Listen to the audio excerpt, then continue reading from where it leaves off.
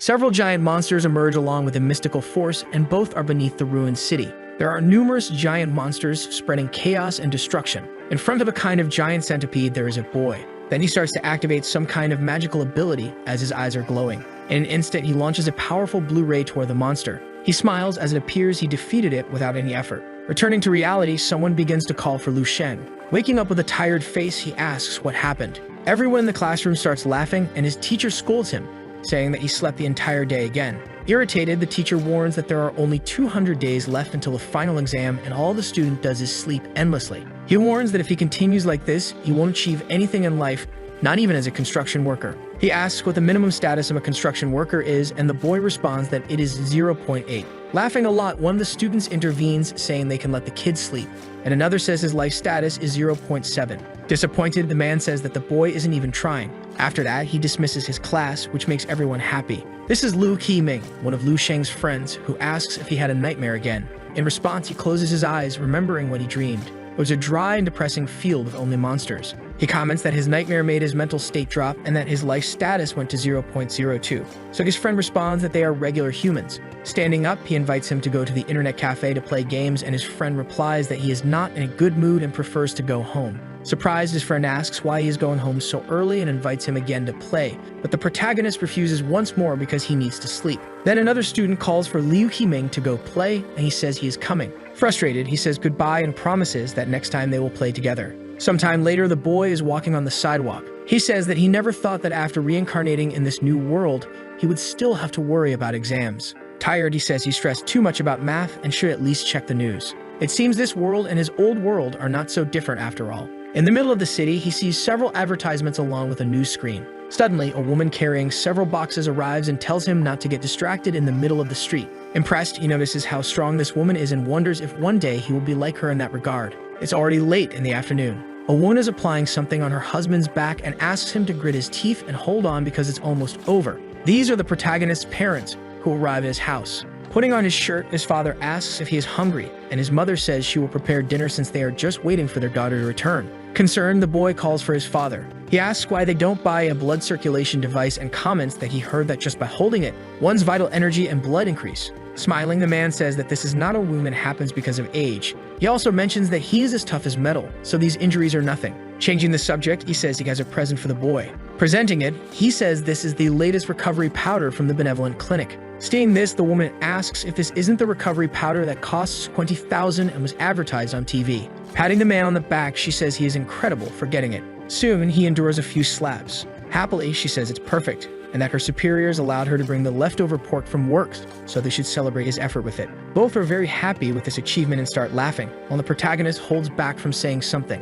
His mother asks about his life status and if he managed to reach 0.85. She explains that his sister is almost at 0.9 and that she saw on the news that they want to raise the minimum exam level by 0.01. Nervous, the boy says he already knows about this. In his room, he takes off his jacket and realizes that now he needs to hurry and start exercising. Quickly, he closes his eyes and concentrates. These are the 24 body reconstruction techniques. Striking a strange pose, he performs the 14 sets of radio exercises. The martial world recommends these 24 techniques, and they are used to help novices improve their foundations, and what he is doing now is the 13th edition after revision. Since the world changed 300 years ago, several cracks appear in both the sky and the earth. Monsters emerged from these cracks, and humanity's advanced weapons became useless, as humans needed a new power. Soon, a genetic lock emerged. The individual strength of all people increased drastically. Soon, humanity entered the era of martial arts prosperity. However, on a battlefield full of monsters, humanity was still at a disadvantage, and every day, cities were falling as humans reached their limits.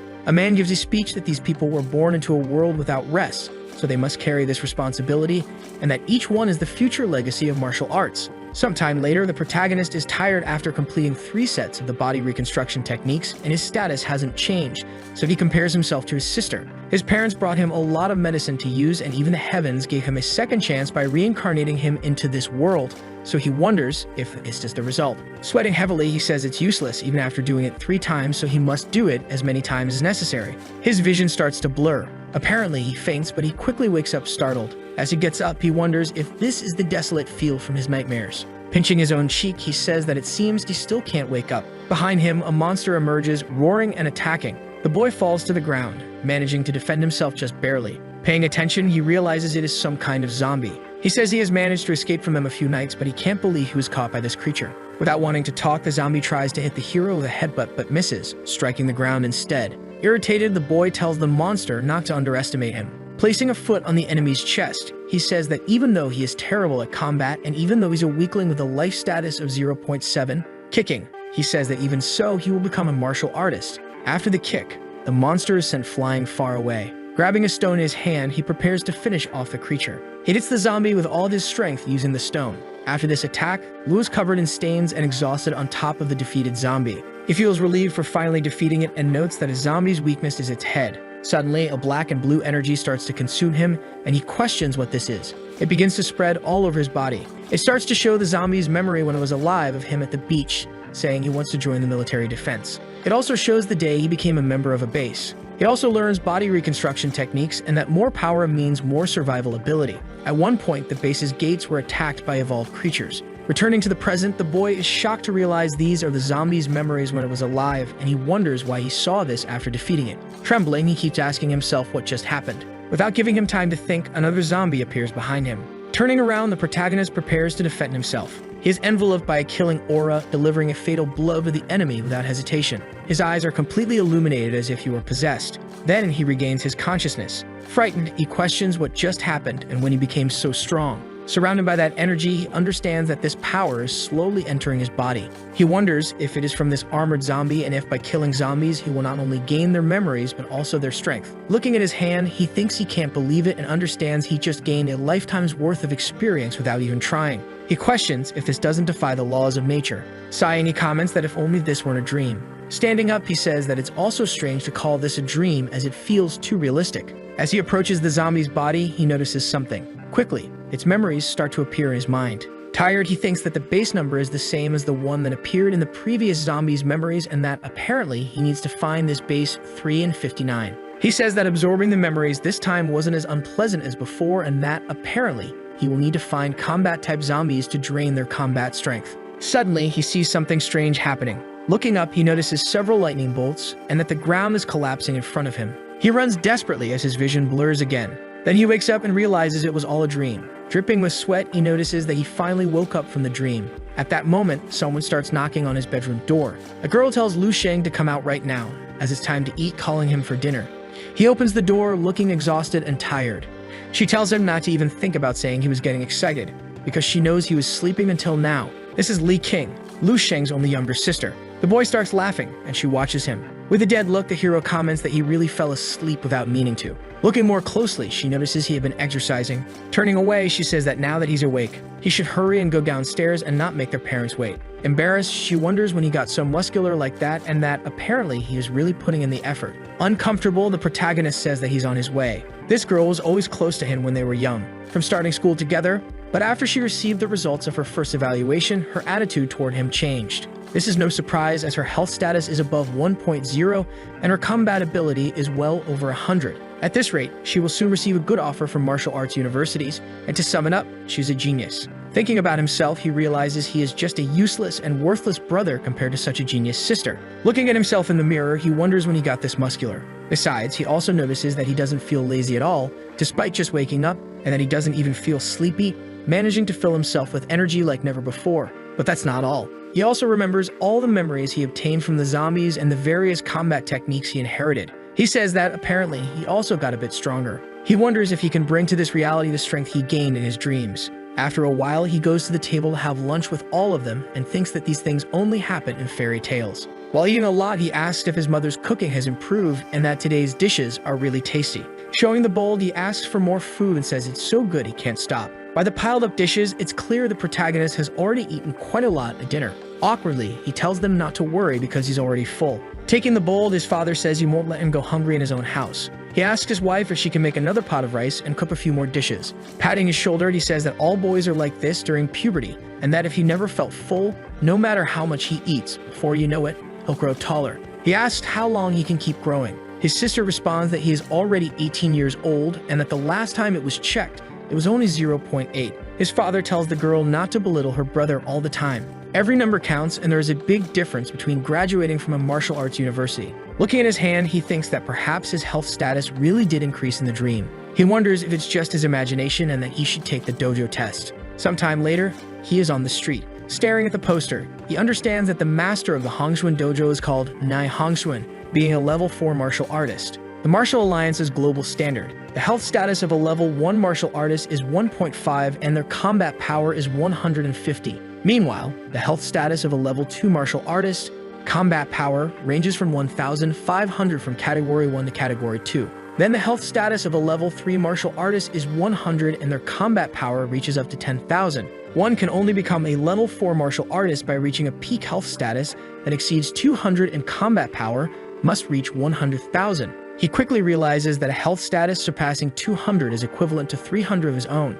and that a person's position in society is related to their martial artist rank, and that it's enough to look at the tuition fees of the school, which only children from wealthy families can afford. He understands that if his sister wants it, their family will probably pay for it, but not for him. Besides that, he also considers the zombie experience in his dream and that he doesn't really need an early education school. A woman with purple hair welcomes him and asks if he is here to enroll in the martial arts enrichment class. The boy responds that he isn't and that he is only here for an evaluation of his health status and combat power. In her mind, the woman thinks that he doesn't even have a personal instructor with him and that he doesn't seem to be from a wealthy family. Gently, she asks him to walk down the hall to room 8, where there is an evaluation machine. Then she asks if he needs help, and he replies that he doesn't. Inside room 8, he prepares to evaluate his health status first. Determined, he places his hand on the orb. Quickly, a lot of energy flows through his veins. His health status is 0.9, placing him at the martial artist rank of apprentice. Excited, he realizes that he actually increased by 0.2 in just an hour,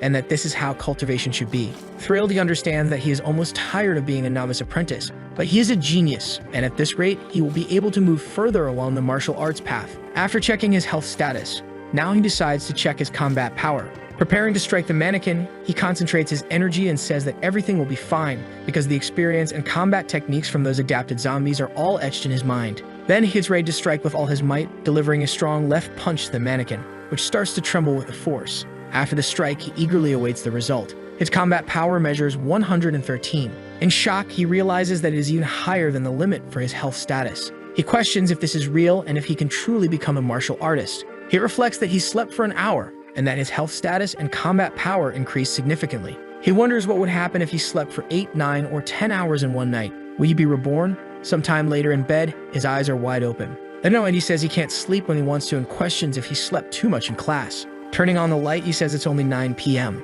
which is a bit too early to sleep, and that at this rate, he'll exercise and naturally fall asleep when he collapses into bed. Inhaling, he says it's great that he can now stabilize his health status because it really increased. He focuses, thinking about the first step. However, he is surprised by something, wondering what he just did and why he would do such a thing. In a combat pose, he says that he has been doing this exercise since primary school and questions how he can make a mistake. Soon he realizes that these are the training techniques from that zombie, which he learned when it was alive. The boy continues training alone in his room, laughing and excited. He says he now knows over 200 attacks. Moreover, the more he practices these attacks, the more he feels the strength within him rising to its peak. And it's not just because of the exercise technique, there's also the breathing technique. He quickly remembers the memory of that zombie in which he learned the breathing exercise techniques. He thinks this is great and that these few movements gave better results than when he practiced for a year. And it immediately gave an insanely better result than all his years of training, affirming that his dream world is like a treasure trove. However, during his training, his stomach starts to growl. Falling to the ground, he says he's hungry and questions why he's been so hungry lately that he can't even bear it. He thinks that his body is unable to produce enough energy after drastically increasing his life status. He understands that regular food cannot provide the necessary nutrients on a large scale and that he needs medicine. However, his family's income isn't enough to cover the costs of such supplements. And if this continues, his living expenses will be affected. Realizing he needs to earn money to buy the medicine, and that the school awards exemplary students with certificates. From what he recalls, students who receive the certificate from BA and Ray Academy earned around 50,000. And if he wants this money, he must show his talent and strength. The next day in the sports arena, the hero is in the locker room, changing. His friend says it's very rare for those teachers not to spend the entire class reviewing the test this time, and that they haven't had a combat class in so long. Looking at the protagonist shirtless, he asks when he got abs. He says they haven't seen each other for just a few days and he almost didn't recognize him. Then the hero responds that he has been practicing a lot lately. He mentions that his hair has grown quite a bit and that he needs to cut it. He asks if he's trying to look handsome for the girls. The boy replies that he's corrupted as the final exam is approaching and he should be preparing more. While getting dressed, he thinks that maybe this is really his chance to become popular. After they finish changing in the martial arts hall, the teacher explains that for today's combat class, it will consolidate what they've learned in the basic martial arts course. This is the combat teacher Zhang Zhengo. Whispering, his friend says that from what he's heard, he is a level 2 martial artist, and that he has already fought monsters before. He asks him to observe the scar on the man's right arm. In his mind, the hero thinks that a level 2 martial artist's attacks seem very simple and superficial, and that what he absorbed from his dreams is far superior to all of this. Meanwhile, the teacher continues demonstrating his techniques. He mentions that he has already covered all the important points. Then he calls out to Yang Weifei, asking him to be his opponent for this demonstration. As the blonde student walks up, the girls comment that he is very handsome and also quite strong. The hero's friend feels annoyed, thinking that he always gets the chance to show off. Moreover, he is handsome and rich, and how could that be fair, since all the medicine he's taken so far has worked well, and his life status is almost at 1.2. He says that the school's teachers are not fair and questions how they mere commoners can survive. Lu thinks that if it were his old self, he would probably think the same way. However, from now on it's different, and he will fight for what he wants. The fight between the student and the teacher seems to be going well. After it ends, the teacher says that his movements are somewhat weak, and that he has only a few small issues like losing his center of gravity, which he needs to correct after class and investigate further. The boy in his mind wonders about helping, and that a low-level martial artist like him is weaker than the fighter from his family, and compared to him, he was just an outsider on the battlefield, with his future being bright. Then the teacher asks who wants to fight against Yang Weifei. Asking if anyone would volunteer, everyone gets nervous. Cyan Kaiming asks who could defeat him and questions if they wouldn't become a public embarrassment if they volunteered. The teacher in his mind understands that every time he mentions combat, the students shy away and that they are too scared. And that even though the school teaches them to cultivate life stages and practice martial arts, those who manage to enter the armies after graduating and continue on the path to becoming the best martial artists are indeed the ones who shine the brightest. In his mind, he understands that the students say he favors them, but they never think about it carefully, and that aside from Yang Weifei, none of them truly want to fight. Suddenly, the teacher notices something among all the students. Staring at the protagonist, he questions the glow that the boy has, and it's as if he has experience in battles. Pointing, he says he will choose this guy here, and in his mind, he wonders if they've always had someone with this potential. His friend asks if it would be better to give up before starting, as the exam is coming soon, and if they get injured, it could affect their scores. Stretching, the hero tells him to relax as he had already mentioned that he has been practicing a lot. The teacher announces that the time limit is 10 minutes and that the rules are the same as a standard fight, reminding them of the important points he had already mentioned. Face to face, both students stare at each other. Teacher Zong comments that they should learn from each other until the time runs out. In his mind, Zong realizes that the student is so calm even though he knows he's going to fight against the strongest in the class, and he wonders how he didn't notice this gem before. He asks what his life status is, and the boy replies that the last time he checked, it was at 0.8. The teacher understands that 0.8 is quite low and wonders if he made a mistake. He asks him not to put too much force into his attacks and that the main goal is to learn. Confident, the blonde student asks if the boy is ready and advises him not to use his hands to cushion his fall as it's too dangerous. Already positioned, the boy thanks him for the warning and says he is ready. Quickly, the blonde's right hand approaches his face. The blonde understands that there are several important factors in combat, but the biggest differences between opponents will be life status, strength, and speed. Ready to attack, he thinks the winner has already decided being stronger and that someone useless like him should kneel and beg for mercy. However, after he finishes the punch, the boy simply vanishes, leaving him confused. Lu managed to dodge the attack and is already preparing to counterattack. The blonde then becomes nervous, unable to understand anything. He takes a strong punch to the cheek, which leaves him completely dazed. The blow is so powerful that it makes the blonde bounce off the ground multiple times like a soccer ball. He crashes to the ground near the other students, completely stunned, and the teacher approaches, picking the boy up in his arms. The entire class is extremely surprised. Quickly, all eyes turn to the protagonist. They begin questioning how Lu Chang did that with just one punch and how he managed to defeat Yang Wufei with a single strike. Even Lu Chang is surprised by what happened. While Yang Wufei remains unconscious in the arms of Professor Zong, the entire class continues to question what just happened, and some can't believe that Lu defeated the strongest student with a single blow. The teacher calls Lu's attention, saying he will call the nurse immediately. Sometime later, the nurse places Yang on a stretcher and takes him away. Lu then approaches Zong, nervous, apologizing, saying it was unintentional and that he couldn't control his strength. Zong just smiles. Placing a hand on the boy's shoulder, he says that injuries are inevitable when learning combat and that Lu shouldn't worry. The teacher then asks Lu to come to his office because he wants to talk with him. Lu tells his friend that he needs to go to the teacher's office and that he should inform the next teacher about his absence. Everyone is still in shock about what happened, and some even wonder if Lu Chang's life status is real. As he walks away, all the students continue watching him and murmuring his name. Sometime later, he arrives at Zong's office. Upon entering the room, something catches his attention. Staring at a tree, he comments that the teacher has a bonsai and that he didn't know he had this hobby. Laughing, Zong says that everyone has their hobbies and secrets. He then turns and faces Lu Chang, asking about the boy's statement that his life status was 0.8. Smiling, Lu explains that it was what he measured last time. Zong then asks if Lu isn't taking drugs to increase his life status forcefully, as he knows that this is strictly against the rules. Very surprised, Lu Chang responds that of course not, and that he has never used anything like that in his life. Zong then suggests they do a new life status measurement for the boy. He explains that if Lu really hasn't taken any drugs, the value won't change, and if he is truly strong, the measurement will prove it. Following the request, Lu places his hand on the measurement orb. Suddenly, a large amount of energy begins to flow. Seeing the number, the man is very surprised, understanding that it reads 1.5 life status. He thinks that 1.5 means he is a legitimate martial artist and only 18 years old, and that in his school and even the entire city, he will be considered a genius. Seeing the students strike the mannequin, he notices something very strange. He sees that with just one punch, he destroyed his bonsai. He starts crying a lot while the protagonist, panicked, apologizes. As he cries, the man realizes that even though this machine is designed for rank 1, it should withstand attacks from advanced martial artists. After the test, the boy sits across from his teacher. The man then breaks the silence. He comments that based on what the boy said, the last time he measured his life status was 0.8.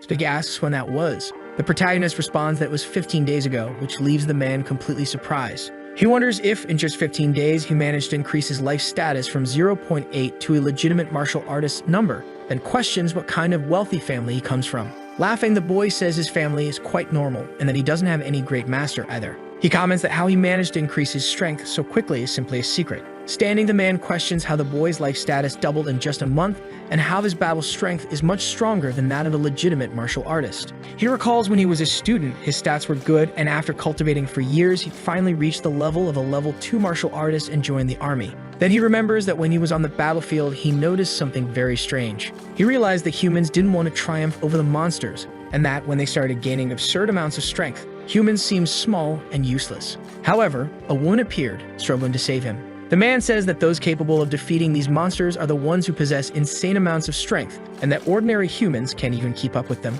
These humans, in this case, are monsters. After all this reflection, the man feels a bit nervous and relieved. He says that with these results, Lu could enter the best classes in the school and be taught by the best teachers. Then he says he will speak to the educational administrator right away. Lu thanks him for his generosity but says he doesn't need that because he believes his current class is already very good, and cultivating in his dreams is easier than learning in lessons. Zong says that regardless, the school will provide him with full support as he is very talented, and if he faces any difficulty while cultivating, the school can help. The boy then says he will accept the offer, but he has 2 requests. He says he wants to apply for the martial arts scholarship and also hopes the school will provide him with more free time during class hours. Understanding that he needs money and free time, the teacher says he will assist with the scholarship as well, offering 30,000. As for free time, he will talk to the educational administration office. He mentions that the scholarship application will be approved in 2 days and his training is something immediate. Quickly, he hands over a card saying that for now he will give this and that Lu can pay it back when he has the money. Surprised, the boy realizes it's a black martial arts card that has at least 100,000 and that it's more money than the scholarship. He thanks him and Zong laughs, telling him not to neglect his training and that he's counting on him to restore the school's honor and that now he can go. After the conversation, the boy leaves the room. Zong becomes very excited, saying that the academy will be thrilled with a prodigy like him and that he's not even 18 yet, but has the potential of a level 2 martial artist. He thinks he must keep the boy close and use him to intimidate other schools. As he gets up, he considers that his superiors need to know about this and that besides acing the exam, they will finally have someone to send to that place. In another part of the city, the boy examines a vial and the woman comments that he has good taste and that this is the latest benevolent supplement from the hall, the Orchid Heart. The attendant then begins to explain its benefits, stating that it was developed for famous martial artists and that it's on promotion with each bottle costing 30,000. His mother tells her daughter that she needs to practice for a long time after taking this supplement to make full use of it, and the girl assures her not to worry. Seeing this, the boy understands that each bottle costs 30,000, that his parents can only afford supplements costing 3,000 months after working tirelessly. and that rather than only martial artists earning a lot of money, having more money also allows for training stronger martial artists. His sister is a true prodigy, and she has the power to change her own destiny, but her progress has been affected by him, who has low stats and lacks resources. He understands that he isn't willing to accept the fact that he is just a mediocre martial artist and that he isn't doing his best to find ways to change his destiny. In conversation, the bald one says he has mastered a great sword skill. Another says that if he had spent less time gaming, he could have increased his stats faster. In his mind, Lu understands that even though he longed to experience the unimaginable world of martial arts, he was hesitant to give up the connection he has with his past life. It's as if he were a fish trapped in a tank. The fish wanted to visit the vast, boundless ocean, but he was reluctant to let go of the comfort and peace he had in the tank. However, everything changed. He broke free from those limits and explored the world beyond,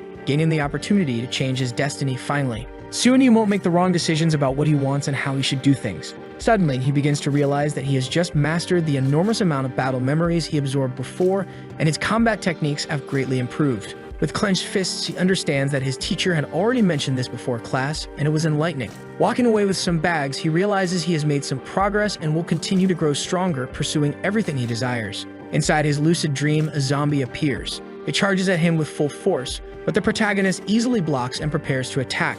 He lands a powerful right punch, sending the creature flying far away. As he approaches, he comments that this zombie must have been a martial artist in its past life, and that it still seems capable of whispering martial arts techniques, even though it's no longer alive. Surveying the area, he mentions that according to the zombie's memories, military base number 359 is just up ahead, but it isn't swarming with countless monsters. Then several zombies begin to appear, and Lu charges at them, defeating them one by one. Looking ahead, he finally finds it. This is military base number 359. Determined in his plan, he descends the mountain, then sees the enormous wall and remarks that this must be a city, not an ordinary military base. Referencing Attack on Titan, he says that even if 2 Titans appeared now, he wouldn't be surprised by anything else. Apparently, the wall is cracked in the middle, forming a V shape. Without wasting time, the protagonist begins to climb it. As he reaches the top, he starts to see the city within. He realizes the wall is very thick, at least 20 meters wide, and it's unimaginable to think what kind of battle would lead to such a breach. He comments that martial arts far surpass the zombies from his original world,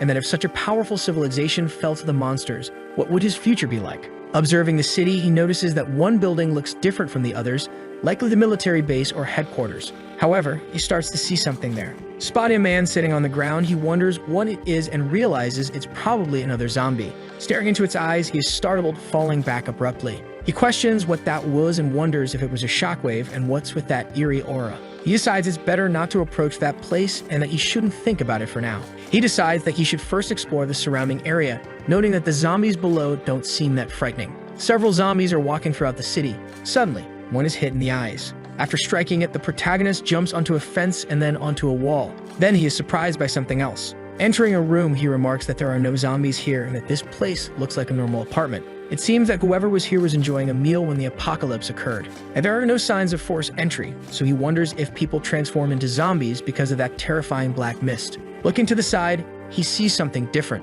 Placing his hand on it, he wonders if it still works. Quickly, a message appears saying that the end of the world awaits and the program restarts. A blonde woman appears saying he is using the technology of the celestial law. Stammering, the boy doesn't understand anything and questions whether the holographic image is virtual reality. Calmly, he realizes that this thing is using the same language as him. The boy is shocked as the situation isn't the same as his, and he wonders if this thing has an automatic translation function or something like that. The hologram explains that it was created by the technology of the celestial law, and that it is an artificial intelligence with the 16th generation brain designed to assist him. This is Tian Yang, responsible for managing the internet server of the military base in question. The boy thinks that the technology of this future is very advanced and asks if she can show him the most recent news. The hologram tries to connect to Skynet, but it seems impossible at first until it finally succeeds. Showing the massive number of news reports, the protagonist begins to feel uneasy. He sees news about the year 11,024, about the military base being attacked, and various other details regarding a location.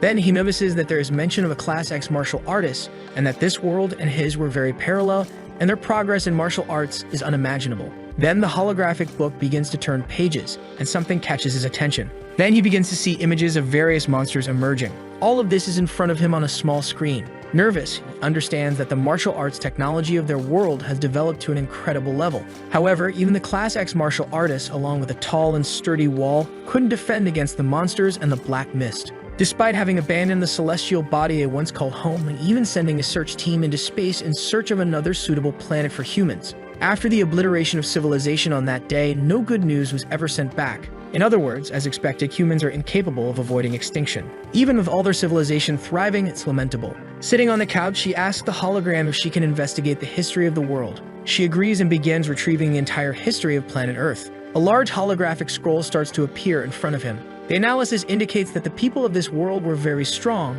yet they still couldn't avoid death, and that perhaps he can learn something from their experience to prevent his world from becoming extinct as well. In the first year, huge rifts appeared around the world, and from them emerged various monsters. In the 14th year of the martial arts era, the first martial artist with strength and intent was born in the nation of the ancient dragon. And in the same year, the World Martial Arts Organization was established. Seeing the person there, the boy is shocked. He questions whether this is indeed the history of his world. Soon, he begins to realize something. The same language, the same martial arts class systems, the images he saw before, they were of another world being destroyed. They were images of his own world being destroyed 10,000 years in the future. However, he starts to wonder if perhaps this isn't the same world. He thinks it might just be a coincidence, or that the world in the images is merely a nightmare world. Then he calls the hologram, asking if she can retrieve his personal information. Quickly, she conducts a full search on Lu Sheng and finds 36 results. He begins to look through his information carefully. However, he is surprised, questioning why he only lived until 18 years old. Moreover, he wonders if he was just an ordinary citizen. He asks her to continue searching for any information about Lu Sheng from March of the year 299. However, she responds that his authority is insufficient. Guests do not have permission to access martial arts-related information. He wonders if he needs to provide blood to create an account. He questions how he would give the blood or if she has some kind of needle. Quickly, the table extends toward his finger, making a prick. This leaves the boy embarrassed and shocked. In no time, she makes a small cut and blood flows from his finger. The blood sample is collected and the analysis begins. However, her eyes widen quickly. Feeling what happened, he asks what's going on. The blood analysis is complete. Revolution plan activated. Connecting to the Revolution database of military base number 359 successfully. Access granted. Curious, he asks what she means by revolution, and if this is the plan to search for a new planet before leaving Earth. He begins to see the information, questioning why the picture changed. Analyzing carefully, he wonders if his future has changed. The description shows that he graduated with top results.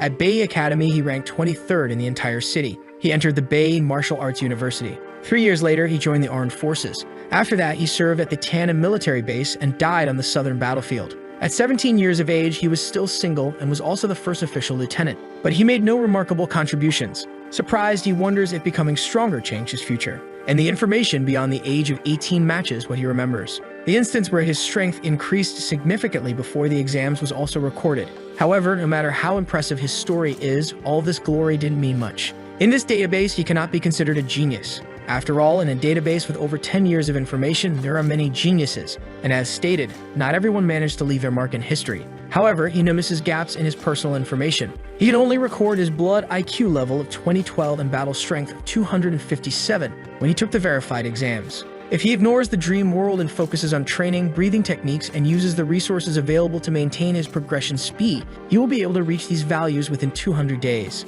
But if he continues cultivating and reaping the benefits of the dream world, he will definitely surpass those values. He questions how he can be satisfied with just his city ranking when he should be among the best in the global rankings, so that everyone knows of his existence. Staring at the holograms, he thinks that his future shouldn't be limited to just this. If he keeps getting stronger and continues changing his future, humanity won't go extinct, and he will become this savior with the power to change everything. As an ambitious person, he must be the one to start the revolution. Sometime later at the hero's home, he joins his mother and sister for a meal. She asks why the boy isn't wearing his uniform, wondering if there's no class today. He responds that the teacher told him he could stay home and didn't need to attend. The woman questions if that's really true, and his sister says she's never heard of anything like that. As he stands up, the boy says he's full. He mentions that he's going to his room to study, and his mother says that's good and encourages him to keep up the good work. His sister, in her mind, thinks that it feels like this boy has changed a lot, that he's no longer as cheerful as before, and that he has become deep and mysterious. After that, the boy enters his room and closes the door. Stretching, he notices someone is calling. Answering, he greets Mr. Zhang, his teacher. The man informs him that his study material has arrived and that he should come pick it up later. The man then asks why he didn't come today, as he thought they would discuss his school schedule. However, the boy responds that he doesn't have much time and needs to hang up. He says he can't explain right now, but will contact him later, and then he ends the call. He thinks that now he doesn't have time to worry about school. He needs to become stronger and surprise everyone. and that the only way to rise higher is by showing his power. He must reach the top to find a way to change the future. Then he returns to that room at the military base with the hologram. He asks her to search for all the methods, notes, and martial arts tips she can find. Doing so, she displays various research sources, and the search yields many results. The boy is very surprised, saying this is incredible, and asks her to filter only the appropriate techniques for first-level martial artists and rank them from best to worst. After completing the request, the woman begins filtering the data. She shows the ranking with the filter completed, and at the top are 3 results. The first is the technique of natural breathing. Nervous, the boy realizes that this is the best method in 10,000 years. The chapter of stellar body refinement created by Yang He, a member of the 11th tier of the Martial Arts League included in the Spark program. This natural breathing technique has an introductory chapter created by Yang Huzhao, who is a member of the 11th tier of the Martial Arts League. Additionally, there's the crystal contemplation technique with an introductory chapter created by Duan Yifeng, one of the 11th tier members of the Martial Arts League also included in the Spark program. He understands that the strongest current martial artist is only level 9, but in front of him are 3 techniques from level 11 martial artists, and this is incredible. Even if they are just introductory chapters, the value of these things is unimaginable. All these techniques were included in the Spark project, and it seems that his martial arts League ancestors already knew their fate, and that even if they couldn't do anything, they had to preserve their knowledge, hoping that someone in the future would pass these notes forward. Stellar alchemy. The human body is configured as a miniature universe, allowing the mind to detach and keep the spirit nearby. Refining what? The blood, strengthening the body, refining every mental cell to transform each into a cell of inconceivable power. Also transforming the blood into a river of stars and the body into a field of infinite changes. By doing so, one's audacity reaches an extreme level and one's defense and strength reach unimaginable levels. His blood and ki boil, becoming as majestic as a river of stars. He understands that this is insane, and that if the effect of the previous body refinement technique was a 1, then the stellar refinement technique or stellar alchemy is 1,000 or even more. So he prepares for the natural breathing technique, starting with the first form, the fire breath. Suddenly, a lot of fire begins to emerge from the protagonist. Opening his eyes, he is surprised, realizing that this is the fire breath technique. It's as if several fiery flames are emanating from his body and even his blood is boiling. And this is just the first technique. There are still many others with different attributes. After this, he will proceed with the crystal vision technique. This technique purifies the mind and strengthens the will. It deals with the most mysterious aspect of martial arts practice, spiritual power. He wonders if he will need to train his spiritual power, so he begins to try. A blue energy starts to envelop him. Opening his eyes, he realizes he is in the spiritual world and sees a giant white man standing before him. He begins to understand that spiritual will is crucial in martial arts practice, and that a martial artist with strong, undistracted willpower can easily surpass one with weak willpower focused solely on strength. However, he questions how he can practice this as he knows nothing like it in his world. Sighing, he says it may take some time to achieve. Some time later, he opens his eyes. He realizes he is back in his world, feeling extremely tired, and this doesn't seem like just a simple dream. Looking at his arm, he says it smells bad and wonders if it's really his sweat. He says this came from the dream world, so he understands that it also affects his real world, and he thinks that's great. Taking off his shirt, he goes to take a bath because these 2 techniques are multiplying within his body, and it's amazing how they can eliminate impurities from it. Holding the vial, he says that his training is progressing rapidly, and that once he receives his scholarships, he will be able to start making medicine. And it will be a rare recipe never seen before. Not only will his powers increase, but he will also impact the global pharmaceutical industry. The next day at Bay Area Academy, Professor John hands him a card, saying that he should at least inform him before planning to come to school. The boy takes the card and apologizes for causing so much trouble. Dong tells him he can leave if he's busy, but to make sure he comes to school at least once a week. As the boy walks away, he thinks that only 2 days have passed since their last meeting. However, he feels that he can no longer understand him. Lou is already outside the school walking down the street. He thinks that now he finally has some money, but he needs to solve the issue of Ki and blood deficiency as soon as possible. With the medical recipes he obtained, he will be able to produce the most efficient supplements in the future. And according to the recipes in the database, the most suitable supplements for him are muscle broth and blood strengthening soup. He needs to use professional equipment even if it's just a simple medicinal broth, which is why he needs a suitable pharmaceutical laboratory. However, he realizes he cannot afford one as he doesn't have enough money to buy it, so he decides to try renting a pharmacy's facilities. The man is shocked, questioning if he really wants to rent his pharmaceutical laboratory. He probably thinks it's a joke, saying that the laboratory is the most valuable facility in the entire pharmacy, so he rudely declines and slams the door in his face. Sighing, the boy understands that this was the 7th shop he asked, just as he expected. Opening his bag, he sees that he has already purchased all the necessary ingredients to make the muscle and blood-enhancing soup, and he has more than enough to make several portions. Looking at the card, he realizes it doesn't just have 30, but a total of 80, and he thinks the man contributed a small amount of his own money. He understands that if he cannot rent the laboratory, he will have to buy some basic equipment online and try to make it at home. Entering a place, he notices something strange. He wonders if there's a pharmacy nearby and why it looks so suspicious. He enters, politely asking for permission. A man is at the counter, using his phone. Suddenly, he notices the entry of a potential customer. The boy begins to speak, and then the attendant tells him to look around, and if he wants to buy something, bring the items to the counter and pay for them. The boy says he isn't planning to buy, and then the attendant responds, warning him not to think about robbing the store as there are several surveillance cameras around him. In his mind, the protagonist thinks that even though the previous pharmacy attendant was rude, at least he asked if he needed anything, whereas in this pharmacy it seems they're not interested in doing business. Meanwhile, the blonde man is looking at a picture of a woman on his phone. However, the hero suddenly smashes his phone, breaking it completely. The attendant becomes very irritated and asking what he's doing. As the attendant questions what's going on, the hero stares at him with a frightening intensity. Nervous, the man asks what he wants. Approaching, the boy asks if he has a pharmaceutical laboratory nearby, and the attendant responds by asking if he's even there to buy medicine. Smiling, the boy says that if the laboratory is available, he'd like to make a deal. Sometime later, they walk to the shop's laboratory. The attendant shows him the place and size. He says it will be $500 per hour and that they will charge the full amount even if he doesn't use the lab for the entire hour, and he can only use the lab for 3 hours.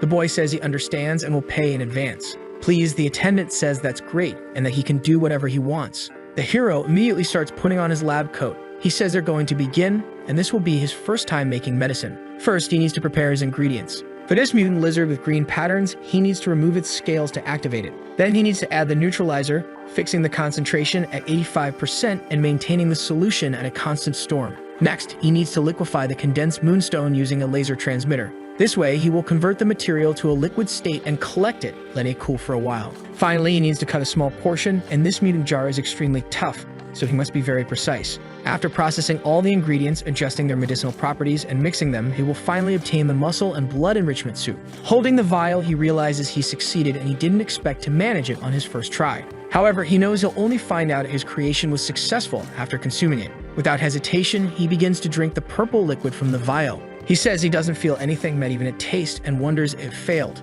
Then his body begins to tremble. Falling to the ground, he breaks the vial, however. He starts to scream as if in immense pain. Lying on his back, he begins to pant heavily. He says the effects of the supplements are extremely strong. He realizes that he underestimated the potency of the supplement, believing it would have incredible effects without any side effects. He notices that it even increases his skin's density, reduces pores, clears it, and much more. Then someone begins knocking on the laboratory door. Opening it, he says the time isn't up yet and tells them not to disturb him. Desperate, the man says there's no time to explain, but he needs to run out the back door because his boss has returned. A woman steps out of her car. She then walks toward the laboratory. Sometime later, she's already inside her lab. She picks up various potions from a box. Then she takes a vial with green liquid. Irritated, she says it's still not good, that the medicinal effects are too weak, and the properties aren't even noticeable, and that this won't do at all. On the TV, a man appears, speaking about rising up, letting the past fade like the wind, and not letting yesterday's scars affect today. This man claims he took dragon testosterone pills and says it was worth it. Seeing this, the woman thinks that the habit of practicing martial arts and the complementary pharmaceutical industry are changing every day, and that new and better medications are being released every day as well. She reflects that her family's decline was due to their conservative thinking, adhering to old habits and resting on their profits. She thinks that Changsha Medicinal Hall still sells old medicines from years ago and has completely lost its competitive edge in the market. Biting her finger, she thinks that if things continue like this, and if she doesn't find new medical prescriptions, her family business, which her father personally entrusted to her, will collapse. Turning around, she says she knows how to collaborate with experienced alchemist doctors, and that Mr. Zhang recently developed a new medical prescription, and she needs to get her hands on it as soon as possible. This way, her family will rise from the ashes. Seeing his boss, the boy stammers, asking if she wasn't supposed to go to the neighboring city today. The room falls silent, and he continues, saying she returns so quickly. Complimenting her, he says she looks as beautiful as ever, her walk is elegant, and her stunning beauty will forever make her his goddess. He begins to fantasize about a future where they are together. He imagines pursuing both his career and love and eventually conquering everything he wants in life. She calls his attention, and the man, practically drooling, says he is there for her. Annoyed, she demands an explanation about his dirty lab coat and asks if he secretly brought someone into her alchemy laboratory. Nervous, the man replies that he didn't bring anyone and asks why he would do such a thing. With her hands on her face, the woman tells him to forget it and says he doesn't need to come in tomorrow. Throwing the lab coat in the trash, she calls him an idiot, saying she's very angry. She states that she'll have to wash, clean, and disinfect everything again, including the table. She also mentions that they even use her laser activator and controller. Looking to the side, she notices the green-scaled lizard without its scales and comments that the scales, the most valuable part, have been removed, and she's never heard of such a method. She remarks that it seems like someone with their head in the clouds is trying to develop their own medicine. But this requires a lot of experimentation, and she wonders what kind of thing the person was attempting to make. However, she questions whether placing hope in something unrealistic is exactly what she's doing now. Looking at the floor, she realizes that besides using her laboratory and equipment, the person also broke some items. Curious, she begins to pick up the broken vial on the floor. Noticing its appearance and smell, she recognizes the condensed moonstone and realizes it's undergoing a strange reaction. Analyzing it carefully, she understands that she's never seen medicine like this before. Very intrigued, she takes a drop from the broken vial, bringing it to her mouth to taste. Suddenly, her eyes widen and she is left stunned. Sighing and carrying his bags, the attendant mutters that it's all that damn boy's fault, and if he had known, he wouldn't have taken his money. Looking back, he mumbles about how he can't believe this is where the story ends. However, he soon notices the woman running after him. She calls out to the boy named Mafi, telling him not to leave and to stop right there. In response, the man starts to cry. He leads toward her, saying he's not going anywhere, that his place is eternally by her side. However, she grabs him by the collar, demanding to know who used her laboratory and insisting on seeing him immediately. She asks if he's deaf and tells him that if he finds the person, he can return to his job with double the salary. Trembling, the boy says he has his contact information. Without hesitation, the woman grabs his phone immediately. She thinks that the medicine used was blood-based and that its strengthening effect is at least 10 times better than the blood-strengthening tonic that costs $100,000 on the market. She also realizes that he even used effects to improve the skin of his animals, and on top of all that, the main components are 2 common ingredients. She notes that the price could be less than $5,000, making it a new world-class tonic.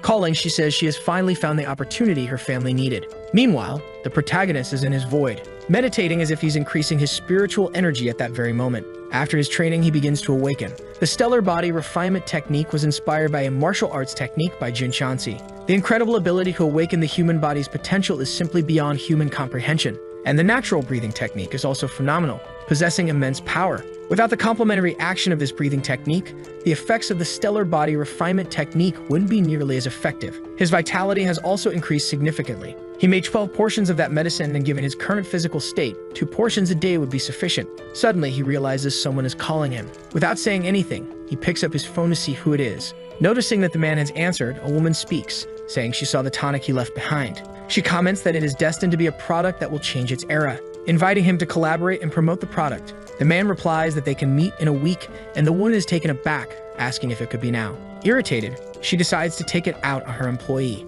She orders that from this moment, he is responsible for finding this master. She promises that if he finds him within 6 days, she will pay $10,000 for each day he saves. Overjoyed and surprised, he stammers, saying he'll keep her promise. However, he questions if she might have misunderstood something. He explains that the boy using the laboratory isn't even 20 years old, and judging by his appearance, he's a student, questioning if he really is the alchemist master she's talking about. With this information, the woman is completely shocked to learn he is a student. Nervous, she wonders who exactly this person is. Back in the protagonist's nightmare realm, he throws a powerful uppercut at a monster, hitting it with all his strength.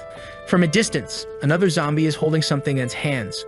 Focused, the boy tells it to come at him, saying that today's target is it. Rushing forward, he remarks that he wants to see if a rank 1 martial artist can withstand a rank 4 martial artist like this zombie. Quickly, the zombie charges as well, delivering a punch to the protagonist's chest, which he manages to block. However, the hero is quick, dodging and getting behind the monster. He lands a precise kick to its neck. Missing an arm, the zombie falls to the ground. Looking up, it sees Lu charging in to finish it off. He lands a powerful kick, causing a loud impact. Panting, he observes the zombie being defeated with relative ease. He comments that this one died on the front lines while fighting monsters to protect its city, and that they are not mere monsters used just to farm XP, but rather people who died defending humanity, the spirits of the brave who have passed. Analyzing, he realizes that this zombie was actually a rank 5 martial artist when it was alive, which explains why its punches were so strong.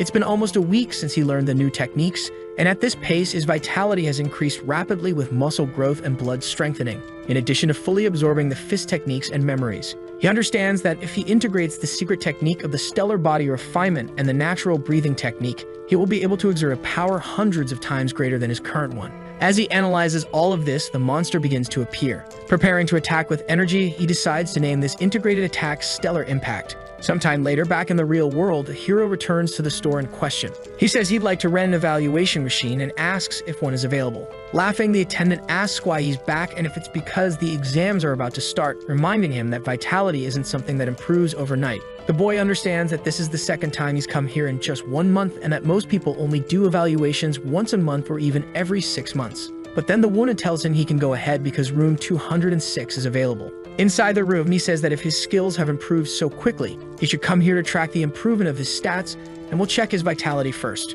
Placing his hand on the device, he sees that his vitality is 15.6, which has increased so much that it has already exceeded the standards of a rank 2 martial artist. He realizes that supreme martial arts techniques and other advanced supplements from 10 years in the future would only match these stats if they were lower than this. Rolling up his sleeves, he understands that it's time to test his combat power. Getting straight to the point, he delivers a direct punch to the mannequin, but it's so strong that it starts to emit smoke. Seeing the score, something catches his attention. His combat power is TT 137, which is more than double the required standard. He realizes that if his ability affects his combat power, then his supreme combat power must be even greater. He tries another strike, this time using his Stellar Impact ability.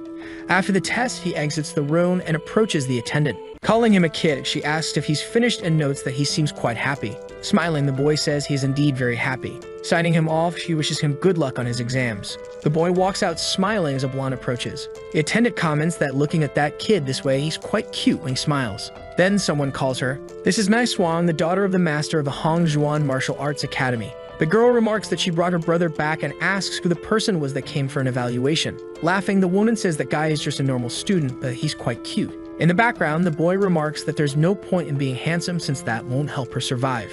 The attendant remarks that in today's society, what matters are professionals in martial arts, and judging by his posture and clothing, he seems like just an ordinary kid. The woman reflects, thinking that the poor attend school, but true martial arts are for the wealthy. The resources needed for martial arts cultivation are a big part of the reason for this saying. She knows her brother has been taking tonics since he was young. His lethality is much greater than others, even before he started cultivating, and that others continue to grow a lot. Hitting the boy, she tells him not to compare himself with kids who don't have the same privileges. She says that since he has access to good resources, it's his duty to be stronger than others, and he shouldn't forget his origins because of that. Tearing up, the boy admits he was wrong and looks at his sister. He says he wants to discuss something with her and wants to see the results after that person's evaluation. He comments that the person seems a bit older than him and must be a student. He just wants to see if his hard work has paid off. The blonde agrees but says that he's just an ordinary person who shouldn't boast. The attendant says he's the only one who came for an evaluation today and that she can pull up his results right here. Seeing the results, the blonde is incredulous, saying that this is impossible.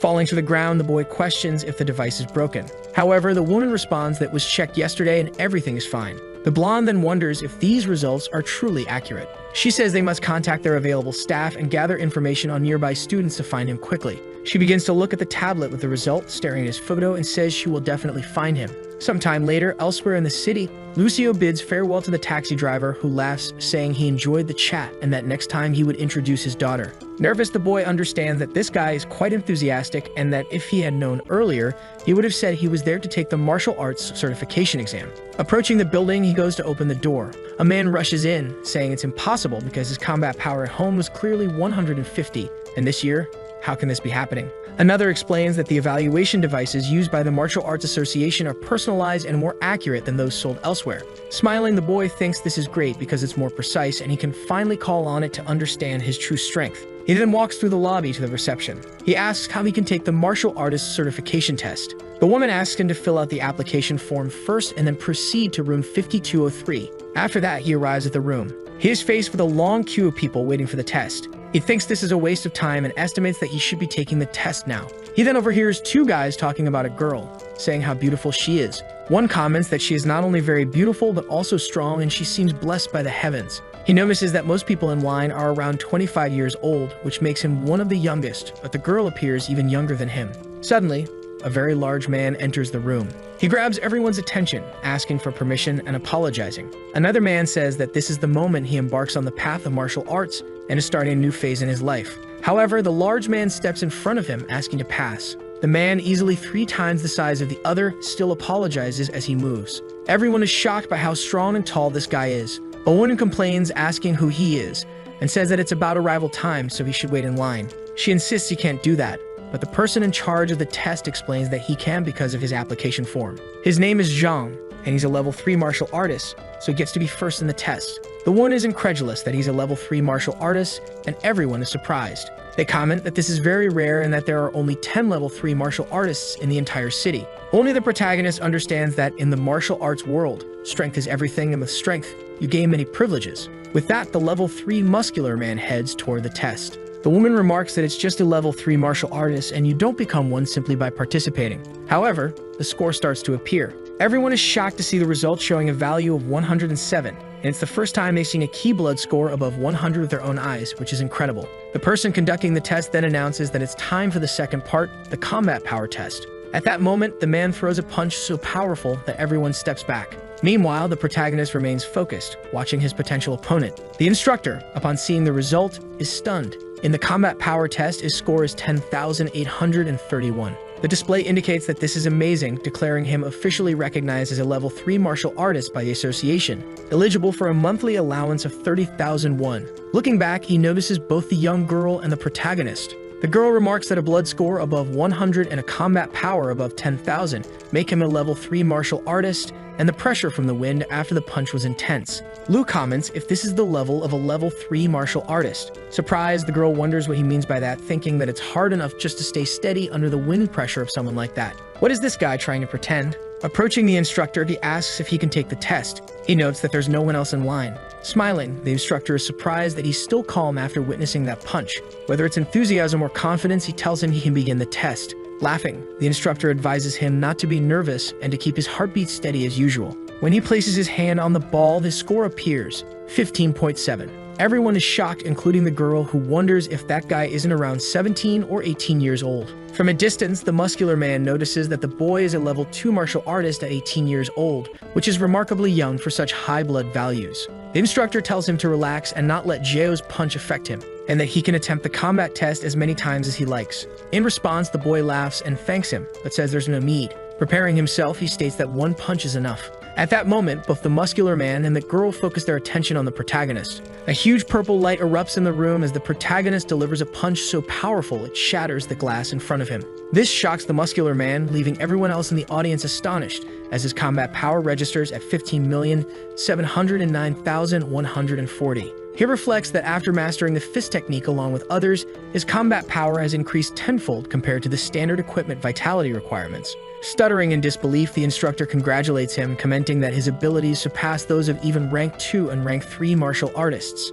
He apologizes, saying he can't give him an immediate certification jump, but assures him that he will report this to his superiors at the association right away, calling him a genius. He shouts that he will report it immediately, and that he's risking his career to guarantee a satisfying response. He tells him not to worry. The boy then asks if that means he can go home now. Looking back, he notices the muscular man approaching and asks if he needs something from him. From the expression, it seems like the man is about to attack, but surprisingly, he extends his hand, introducing himself as Zhao Changfeng. The hero silently stares before responding and introducing himself as Lu Sheng. The big guy becomes very excited. Quickly, several people from the test crowd gather around the hero, taking photos and asking to shake his hand as well. In response, the boy starts to run away from the crowd. Outside the building, someone asks if Sister Chen Yuling hasn't come out yet. The blonde asks if she did well, saying that a rank 1 martial artist certification evaluation should be easy for a genius like her. Suddenly, the girl notices someone approaching.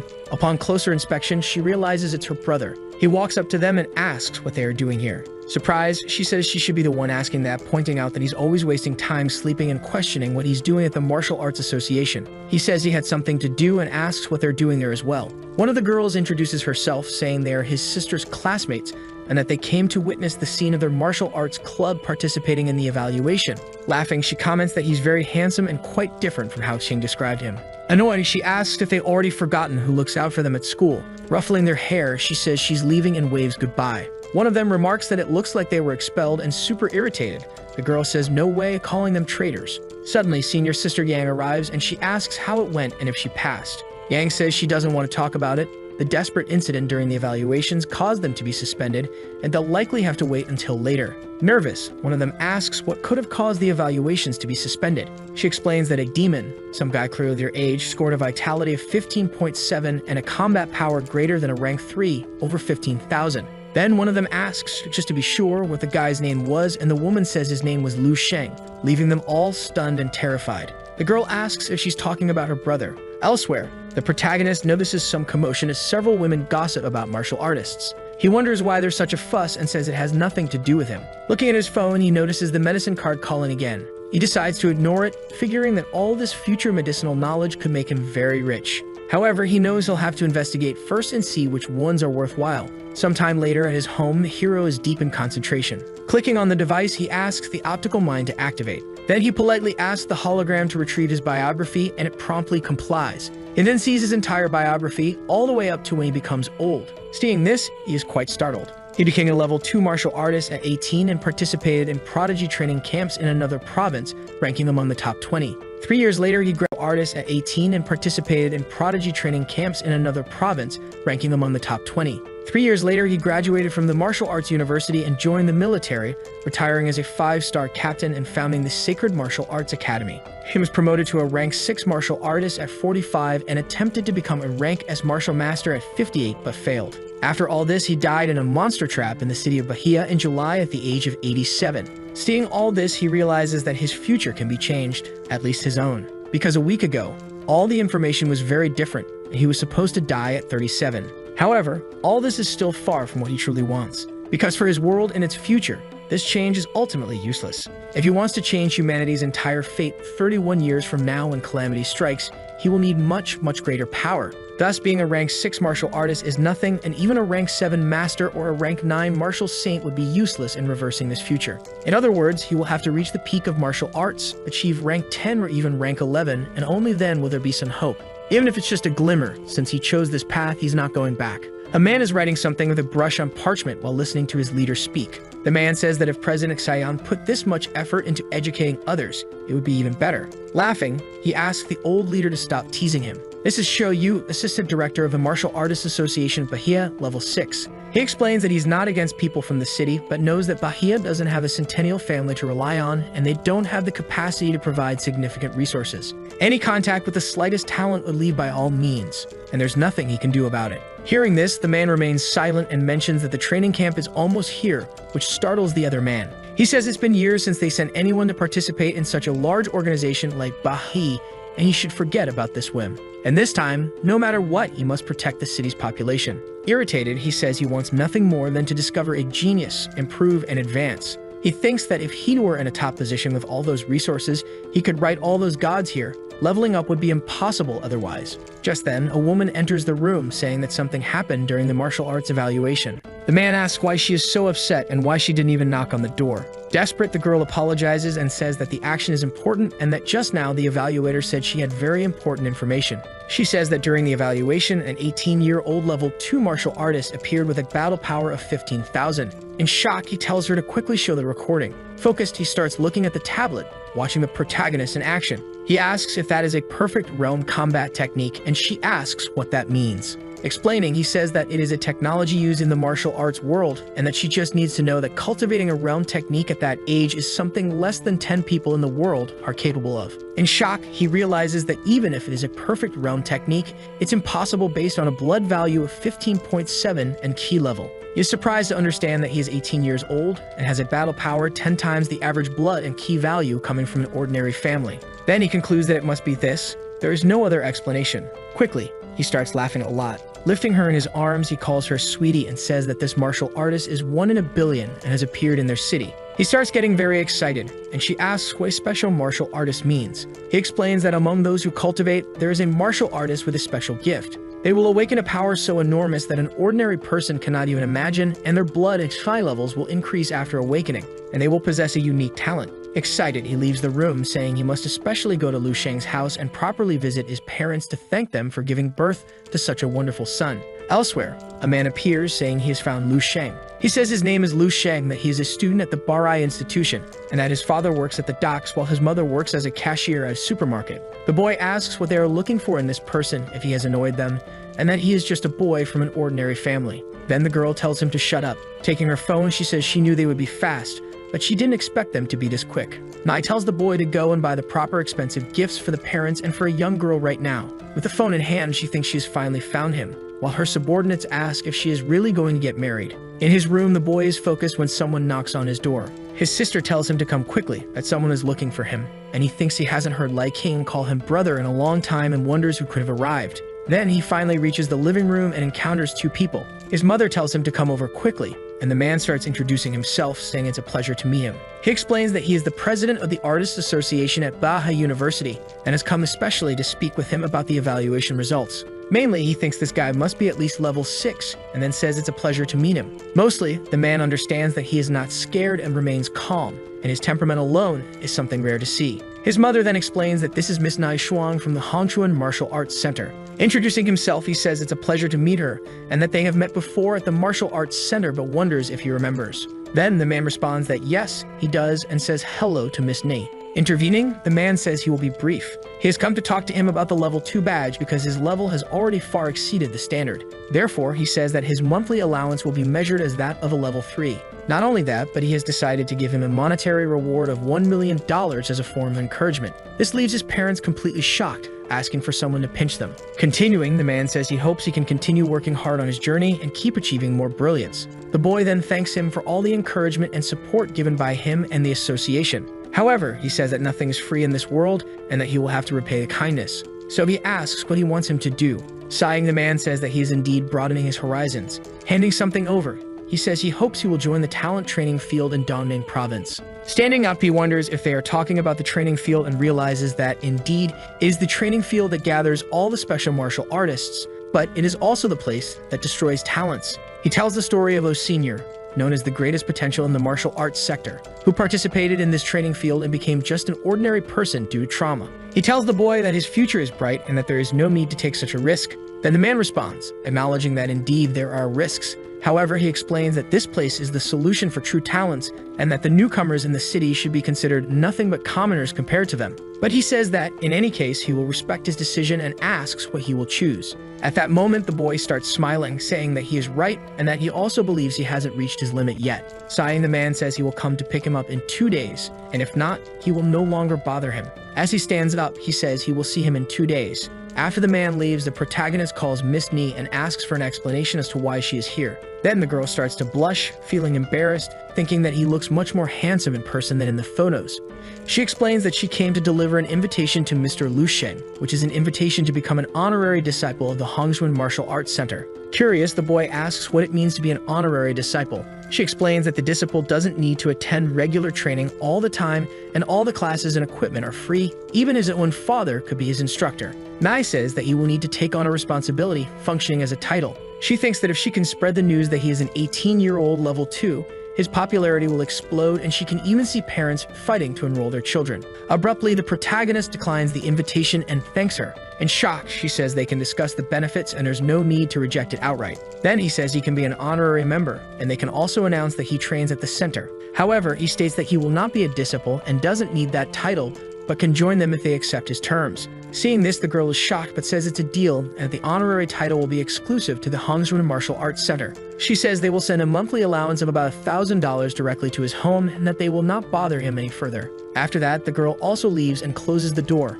At that moment, his parents call him. His mother wonders if she's dreaming about a school offering $1 million and an allowance of $100,000, and his father is in shock, questioning since when he was a level 2 martial artist. Both of them ask what is happening. Taking his mother's hand, he tells her that all of this is real and that she no longer needs to work the night shift, as staying up late isn't good for her health. He also tells his father that he doesn't need to strain his back doing that kind of work anymore because his spine has already suffered enough.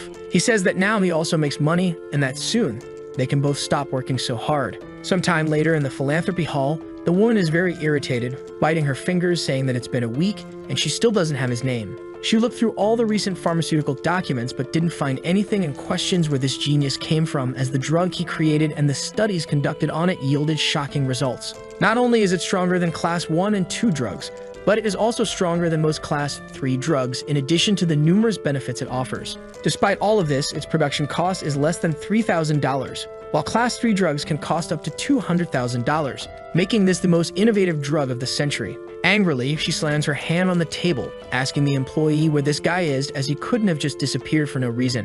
Nervously, the boy says he found him. Standing up in surprise, she asks where he is, and then he points. The newspaper reports that yesterday a martial arts genius appeared in the city and that he passed through there. There are 7 level 2 martial arts skills at only 8 years old, and his battle power exceeds the average of level 3 martial artists. This genius is named Lu Sheng, and he is currently a student at the Barrier Institute. Seeing all this, the girl is in shock, questioning how he can be just a student. Sometime later in the sea of trees, a bird is by a beautiful stream when it notices something and begins flapping its wings, flying away. Suddenly, energy rushes past it, startling the bird. It's Lu Sheng running at full speed. He didn't think he could use the fixed star power himself. With his power quadrupled by the fixed star alongside the stabilization of the land of dreams and his agility, he is able to reach new limits. So he decides to call this the cloud-chasing step. After running so much, he stands atop a mountain. Calmly, he looks at the beautiful view with the radiant sun. He thinks that this is how the lateral breathing technique should be used, and with each breath he takes, he absorbs the energy from the air. His body is constantly recovering, continuously pushing its limits, and at the same time he can sense everything around him. Quickly, he tries to throw a punch into the air, producing a large shockwave. Seeing this, he gets excited, saying that his QI will increase significantly, and that his fixed star power has risen, and soon he believes he will be 600 times stronger. He says this gain is incredible, that he had only come to this solitary mountain to collect ingredients for the pill, but he didn't expect to advance in cultivation. With it in hand, he comments that he already has his tonic for spiritual muscles, and that the effects of the tonic diminish over time, so he will improve the nutrition pill. Now in the forest, he says he made the order for herbs at the foot of the mountain, and it should be ready. Preparing to run, he says it's the perfect chance to see how fast he can descend the slope. After a while, he is at the base of the solitary mountain. He approaches the man's leg and says that he was the one who placed the herb order, asking if they are ready. Responding, the man tells him not to worry, they are already prepared and all are here. He begins to inspect each of them, and the man assures him that they are all here and very fresh. He says he wants 10 bags of each, and according to their agreement, they are 500 per bag. The man responds, saying they are 1,000 per bag, not 500, and that he must buy all the herbs here. Seeing this attitude, the boy simply remains silent. Then he questions what he means by that. The man says he is not crazy about the forest of trees, and that it will be exactly as he said, and that when he is here, he must follow his rules. Several of his companions appear, and he asks if his parents didn't teach him that sometimes it's better to stop resisting. Emanating great power, he asks if they all want to force him into their schemes. Laughing, he says it's better not to act smart before earning a level 1 mark. Then, the man starts to become frantic and excited, saying that if he doesn't want to listen, he can't be blamed for giving him a taste of his fists. However, with just one hand, the boy shatters an entire rock, leaving everyone in shock. They are stunned and very confused by what just happened. The protagonist asks them a question. He asks when exactly he was supposed to stop resisting in this situation. Showing his hand, everyone freezes. Falling to the ground, they apologize, saying they were completely wrong and blinded by their greed. The boy says that now that they understand, he will take the things and be on his way. Then the merchant tells him he can take everything on the house. Smiling, he says that their parents should also have taught them that trust is of utmost importance when doing business, so they must be honest with their clients. They thank him for the advice, saying they will engrave it in their hearts, and that a new chapter in their lives will begin. The boy thinks that he was even willing to pay the guy, but since he said it was on the house, there was nothing to be done. And only the merchant wonders what kind of world this is, and if, by chance, all the new students are this insane, considering he crushed that rock with a single blow. Then, a day passes. The hero arrives by car at the Dongying province at the talent training field. Walking through the place, he wonders if this is the training field and thinks that this place looks more like a military base. Then he sees 2 young men and notices that they are possibly wearing military badges, and he wonders if it is mandatory to wear them here, as his badge was placed on the pedestal by his mother at home.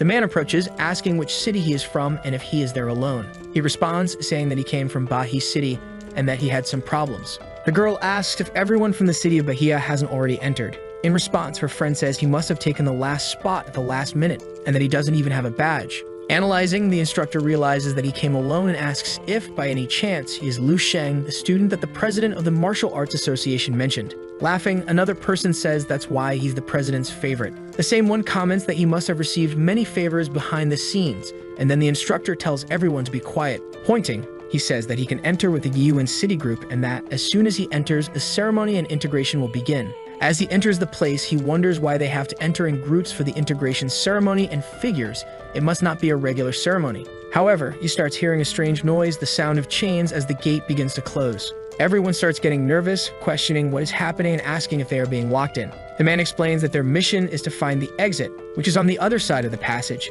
If they succeed, they will pass, but if they fail, they will be sent away. Everyone is shocked, irritated by this shortcut for an integration ceremony that suddenly turned into a test. Quickly, the ground opens up and everyone becomes frightened, but the protagonist stays focused. Right after that, they fall to the ground unscathed. The man who hit his head on the ground with a tube says that hurt and asks what kind of cheap trap this is. Looking to the side, the hero notices the giant corridor. The minister quickly concentrates, having some sort of X-rayed vision of the place. He thinks that it's not an ordinary passage and questions what kind of dark beings those are and why the effect of metal strength is so useless. One of the boys comments that he expected a more elaborate trap and that this is just boring. Another one calls out to his friend Lin Xiao, asking if he knew about this from the start and why he didn't warn everyone. The boy comments that he has no adaptability at all and that he shouldn't go around saying he's a city genius as it will ruin his image. Another student gets irritated with the boy's arrogance, insulting him while the girl tells them to stop fighting right now. She says that they are all from the same city and that it wasn't easy for them to enter this training field, so they should work together.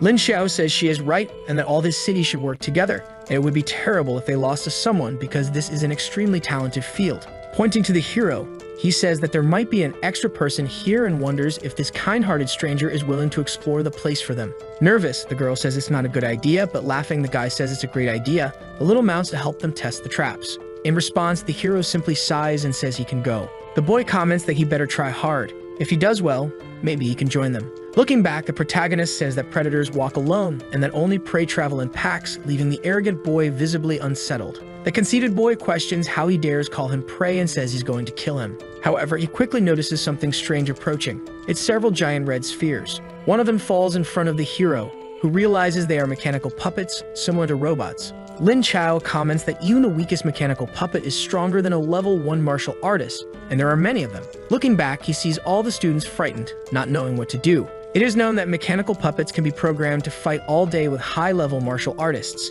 and even so, it costs much more to create a mechanical puppet of this level than to train a rank 4 martial artist. Lin Xiao questions if the country bumpkin is crazy, saying that when activated, the puppets will attack anyone who moves near them. With arms crossed, another says that this guy isn't even a rank 1 martial artist, and he'll be knocked out with the first punch. One of the girls shouts for him to be careful. At that moment, the puppet's fist approaches the hero. Suddenly, a massive explosion occurs in the area. The impact is so strong that the students close their eyes and shield themselves. After the dust settles, they see the hero holding the puppet with one hand. Shocked, the arrogant one wonders if he actually managed to stop the punch. This leaves all the students present in awe. Smiling, the protagonist asks if that's all they've got. Holding the puppet, he manages to break it with just one hand. With only one hand, he completely shatters it, and black energy starts to seep out from within. Seeing this, they question if he is really human, wonder what they should do since he seems so strong. At this moment, that arrogant guy begins to laugh loudly, saying that he almost fooled them, but that these aren't level 1 mechanical puppets, they are defective puppets. He says they are probably as strong as training dummies and that this guy isn't even a rank 1 martial artist, he just got lucky to make it here. Everyone doubts him, so he says that explaining things to idiots like them is a waste of breath. Walking up to the puppet, he says that if they don't believe him, he can prove it. That he jumps towards the robot, kicking it with all of his strength in the head. Relieved, the students say that this puppet is indeed fake. With open arms, the boy says he had already warned them. Behind him, the robot begins to spin. Before he can finish his sentence, it lands a punch square on Yu's face, launching him into the wall, which cracks upon impact. Drooling and in pain, he says that these are not even level 1 puppets.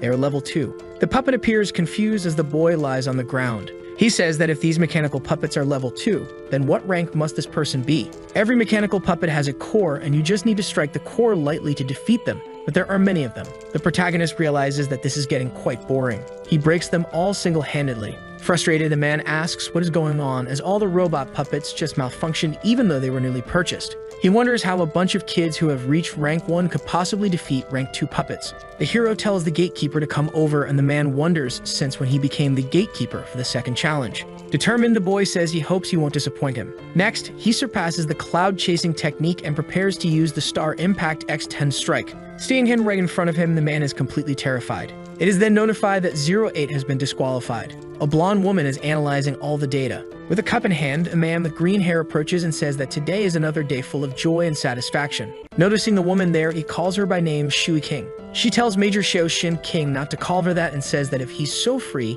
he can review the materials with her. The man agrees to Lieutenant Colonel Song Shui King's request and asks about the quality of the students in the camp this year. Seriously, she says that no matter how hard she tries, only 08 meets their standard of expectations. The others are all professional martial artists with weakened talents. The man then says that these 5 seem quite average, all with strength-based talents, but these 3 have an agility style and a defense style. Additionally, there is the psychic style. The woman says that this psychic martial artist is the most impressive of them all. Her name is Lin Xia. She is 18 years and 8 months old, and her psychic powers awakened less than a year ago, nearly reaching rank 2. The man says that's excellent, and that she is the greatest genius, just like the woman in the past. The lieutenant colonel tells him to stop with that and mentions that she prioritized her in this year's training camp. Laughing, the man says the others aren't so bad either, but then he notices something. In complete shock, he questions what he's seeing, causing the woman to become curious as well. Meanwhile, in the training area, another robot puppet is defeated. This is Xia Lin, who wonders if that was the last one.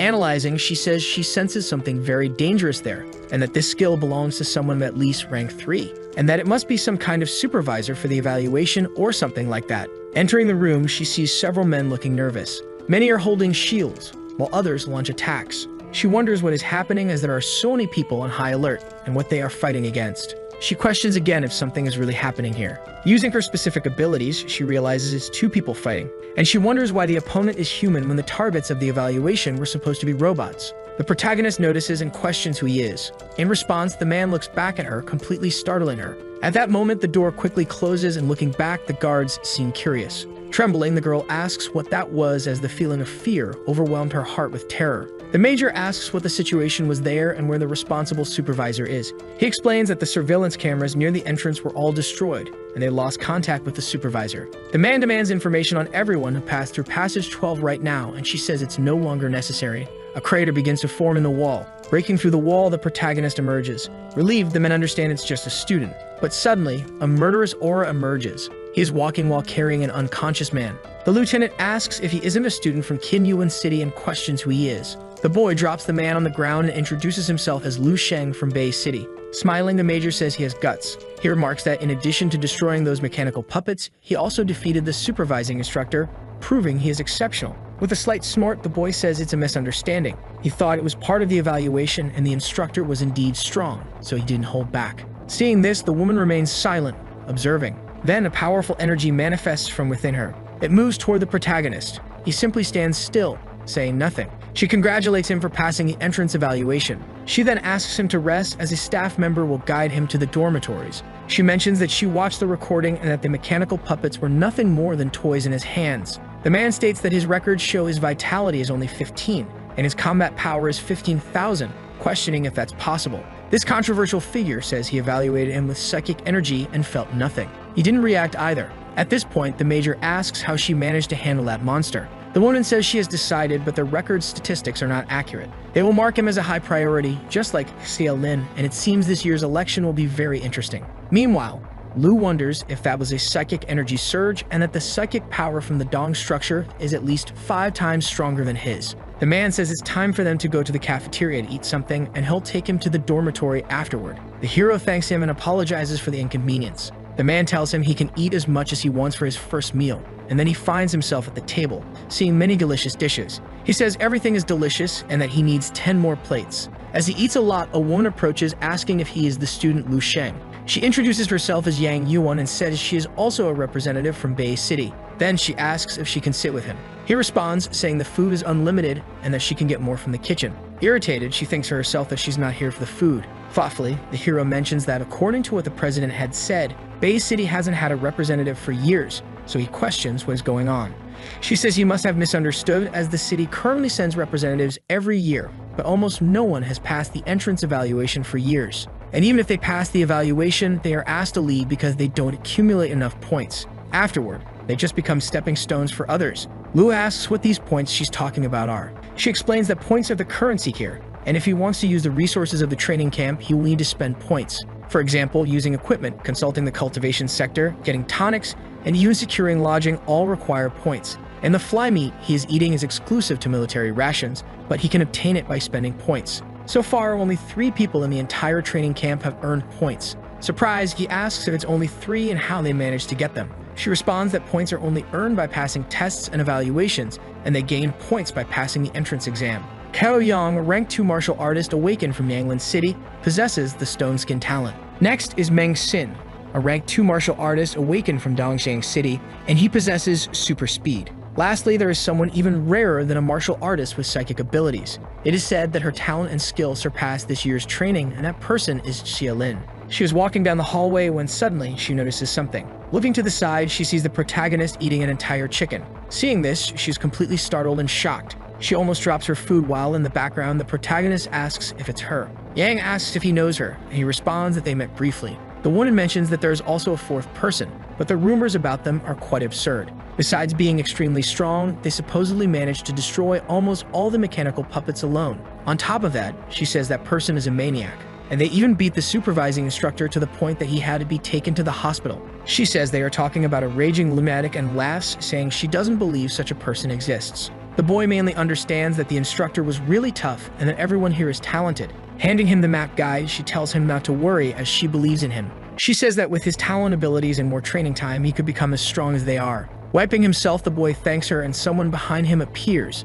asking if he is the student Lu Sheng. The person informs him that because he destroyed 18 mechanical puppets during the evaluation and beat the supervising instructor, who is still in the hospital, he needs to take him for interrogation now. Seeing this, the girl becomes frightened, realizing that the person she had been talking about was actually the protagonist. Everyone in the cafeteria also becomes very scared and shaken by the news. Standing up, the boy bangs the table and says he understands. Nervously, he mentions that he's no longer hungry and asks if he can take another portion to go. The man looks serious but says it's fine. Lu apologizes to her and says he has to go. A few minutes later, he leaves the cafeteria. Everyone is in shock, questioning if the rumors were actually true and if such a monster really exists.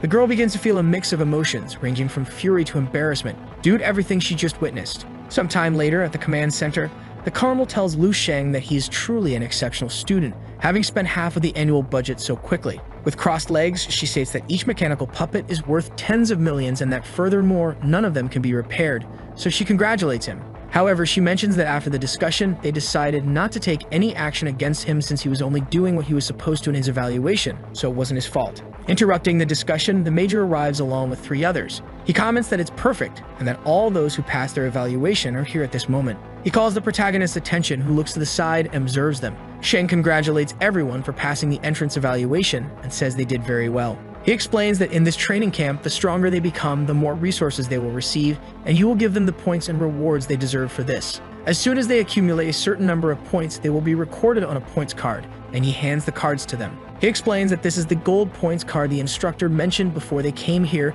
and it contains 100 points. Ru then becomes excited, saying that he's now in the lead. Lin is very happy to have received 100 points and thinks that's enough to secure individual training from the legendary high-level psychomentalism doctor. However, when she looks to the side, she notices something strange. People then ask why the hero's card is white. Holding it, the boy comments that he's never heard of this before and questions if it's an empty card. On the card are the usage rules, stating that the Monster Meat restaurant costs 5 points per meal, as well as details about training sessions with the regular instructor. After reviewing it, he concludes that, apparently, eating meat is the only useful thing about the card. The major intervenes and tells him to be grateful, as the card actually has 1,000 points. If it weren't for the instructor, he would be in debt for the damages he caused. Hearing this, everyone is shocked and stammers, realizing that the card indeed holds 1,000 points. In response, the man says he thought this camp was solely about participants' skills and didn't know there were special privileges. He faces the situation and says this is disappointing. The redhead wonders what kind of crazy connections they are dealing with, and Lim asks if they don't know what the boy did during the evaluation. Trembling, the man says they've heard rumors that he bribed the students and instructors. Tearing his shirt, he says that the instructors and supervisors are all at least rank 3 martial artists, and only a rank 4 martial artist would be capable of defeating them. In response, the boy just watches silently. The man continues, stating that the camp's ethics dictate that the stronger individuals will receive more resources, so he demands that he prove his worth right now. Frightened, the major tries to get everyone's attention. However, the lieutenant colonel stops him from advancing. Sighing, Lu asks if he's sure about this. Very irritated, the man tells him to come at him and wants to see if he can get past his stone skin. Approaching, the boy prepares to flick his finger. The flick is so strong that it sends the man flying, dealing a double impact as he crashes. With just one flick, not only is he launched away, but he also breaks through the wall, hitting the ground hard. In his mind, the boy thinks that he asked for it, so they can't make him pay for it. The man ends up unconscious in the hole he created in the wall. Everyone is completely stunned. The major then looks around and begins to hum. At that moment, the hero asks if he can leave now. However, the major calls his attention. He asks if he already knows his plans for the training, and if he's already used his points, he can continue instructing. He thanks him but says he has more important things to do right now. Interested, the major questions what could be more important than receiving private training from the head instructor. Everyone stares at him nervously. At that moment, the protagonist stops and starts to respond. He explains that right now he's going to sleep. His response leaves his future colleagues in shock. In reaction, the man starts laughing loudly. Sometime later, they carry out the injured student. With arms crossed, the major comments that he actually went to sleep. Meanwhile, the woman questions what he's doing as there are no resources in the dormitory. She explains that he is like a high-level whetstone. He can stimulate the growth of others. At this moment, she asks the man if he still remembers their time. He responds affirmatively, saying that just thinking about it makes his chest burn. At that time, this man was the strongest in the training camp and placed everyone under his feet. He earned the title of king. Continuing, the woman says that people with physical-type talents have a huge advantage over others. They can easily achieve combat power above several thousand and even defeat opponents ranked higher than themselves. However, skills like speed, observational ability, judgment, tactical experience, and strategies are equally important. One skill alone is not enough. In the process of growth and gaining experience, those who rely solely on the power granted by physical-type talents will eventually disappear. Thus, this might also be the future of Lu Shen. Meanwhile, he is defending himself from a zombie attack. Quickly, he prepares to strike again. However, Lu Sheng manages to intercept the blow, grabbing the opponent's arm. With his right hand, he holds a sharp object. Then he strikes the ground with it. It creates a huge impact on the ground. Taking advantage of this moment of imbalance, he lands a finishing blow on his opponent. Exhausted, he remarks that the opponent was a rank 6 martial artist when alive, the same level as the president of the Martial Arts Association. He thinks that, compared to enhancing his vitality, these are the true treasures to gain in the landscape of dreams. Footwork, fist techniques, palm techniques, leg techniques, spear techniques, and sword techniques. Human strength is limited. It is impossible for anyone to be talented in everything. However, he stands on the shoulders of countless people without flaws or blind spots. This is certainly his path in martial arts, complete martial arts. He also uses physical energy, thinking that if it weren't for this, he wouldn't have been able to withstand a single attack from that zombie. This physical type energy is the most basic, so he will have to improve his physical energy training. Sometime later, he is standing looking at himself. He thinks about focusing inwardly without any external distractions, enveloping his subconscious to refine his mind. His hand then reaches out to his giant version. As a result, a purple glow emanates from his head. At that moment, the hero realizes something. He is quickly pulled down as if into a vacuum. Then he wakes up fully conscious, emanating immense power, to the point of shattering all the glass near his body. He feels exhausted but remarks that he advanced again. He says it's been a while since he checked his biography and wonders what changes he has now. He then calls upon her to show his biography. She complies and displays the biography for the hero. Excited, he sees that he is about to become a rank 7 martial master, and that he has mastered the ancient Teklos, granting him power akin to that of a feudal lord. He understands that now that he has become a martial master, his evaluation and access permissions must have also increased. He then requests advanced techniques for refining the stellar body and natural breathing techniques. She complies with his request, showing him all the skills and techniques he asked for. Analyzing, he notices that with level 3 access permission, he can view higher level techniques, but something catches his attention. He brings his hand close to the scroll. This is the Divine Illumination of the Hell King, a rank 11 power from the World Martial Alliance. He realizes it is a complete martial technique. His eyes widen in surprise. He thinks this is incredible and mentions that he didn't expect it not to be in the combatant skill selection. This is an art designed specifically for psychic mentalists. It includes techniques on how to use psychic energy, battle tips, and most importantly, something unique. This art is completely different from other psychic arts. The essence of the Divine Illumination of the Hell King is to use psychic energy to create another body within the martial artist. In other words, is his second self, and the clone is so intricate that it duplicates the martial artist's muscles, cells, and even genes. All of this for a single purpose, to strengthen himself in all areas without leaving a single opening. The first level of the Divine Illumination of the Hell King is to use psychic energy to strengthen his organs. This way he can amplify his vitality, which is exactly what he needs now. However, while he already has ways to amplify his combat power, his basic vitality remains unchanged. His vitality has always been the thing that most hinders his progress, and if he can overcome this obstacle, he can enhance all his stats. He thinks that people have underestimated the martial knowledge accumulated over 10,000 years. and that in this era, such knowledge can hardly be conceived, let alone created. Looking carefully, he recognizes the name Annie Fink, an exceptional talent, 1 in a million. He believes that Annie Fink is likely in existence above all, even among the powerful at rank 11. However, despite people possessing talent far above average, the destruction of human civilization could not be prevented. At this moment, he understands that there is still much to do and that the path ahead is still vast, and that every minute and every second, he needs to give his best to become even stronger. After that, a month passes.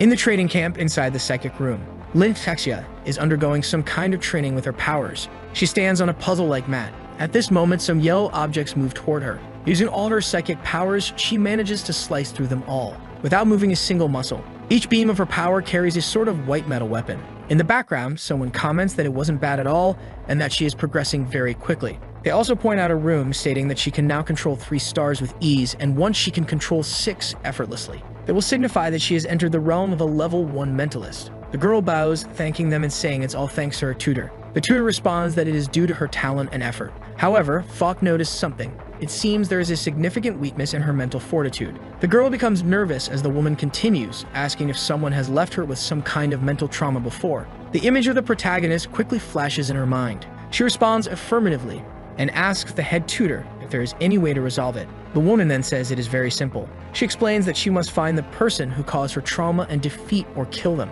That way her trauma will naturally disappear. In complete shock, the girl really didn't expect that answer. Confused, Song mentions that she is in the midst of rapid growth in terms of skills and that it shouldn't be difficult for her. Lin knows that the guy being mentioned has wasted all his time sleeping up until now and wonders if his skills have stagnated during this period. Because of this, she thinks she might have a chance. Leaning against the wall, the major asks her if she's done and how it went. The woman says she is talented, but her character is a bit weak. Continuing, she mentions that they have taught them what they needed to learn, and with only 1 to 2 months remaining, it will soon be over. She then asks about the protagonist, and he says that every time the team checks on him, they find him just sleeping, deeming him a lost cause. The man recalls that during the lecture, he said if a student wanted, they could sleep all day and no one would care. His companion remarks that he shouldn't have said that. At this point, the major asks if they still plan to use him as a whetstone, and Ed Abdullah responds that he's not even worthy of being used as a stepping stone. As he walks away, he says to leave him alone. Otherwise, Seelin might tear him to pieces during a camp evaluation, and the man says he's not afraid of either of them. Meanwhile, elsewhere, Yang is tired as she sweeps something. A colleague asks if she's not done yet and offers to help her. She comments that she envies those who earn 100 points as it's enough to cover their expenses for 2 months. Yang says that people like them have to save and endure hunger just to survive. Changing the subject, the woman asks what that Lu Sheng from her city has been up to all this time. Nervously, the girl responds that she doesn't know. The girl continues, saying that the guy made a big impact when they arrived, but in the end, everything ended for him the next day. She mentions that he's been locked in his room all this time, wondering if he's scared or something. In her mind, the girl thinks that Lu Sheng isn't like that. Turning around, she tells the girl to rest and that she can handle the rest. Suddenly, they hear a call, saying that it looks like Ko Young is about to face quadruple gravity force. Hearing this, the girl thinks about how she almost fainted after spending only 20 minutes in a double gravity chamber. Taking her hand, her friend suggests they go check it out. Nervously, the girl thinks about Lu Sheng and what he must be doing now.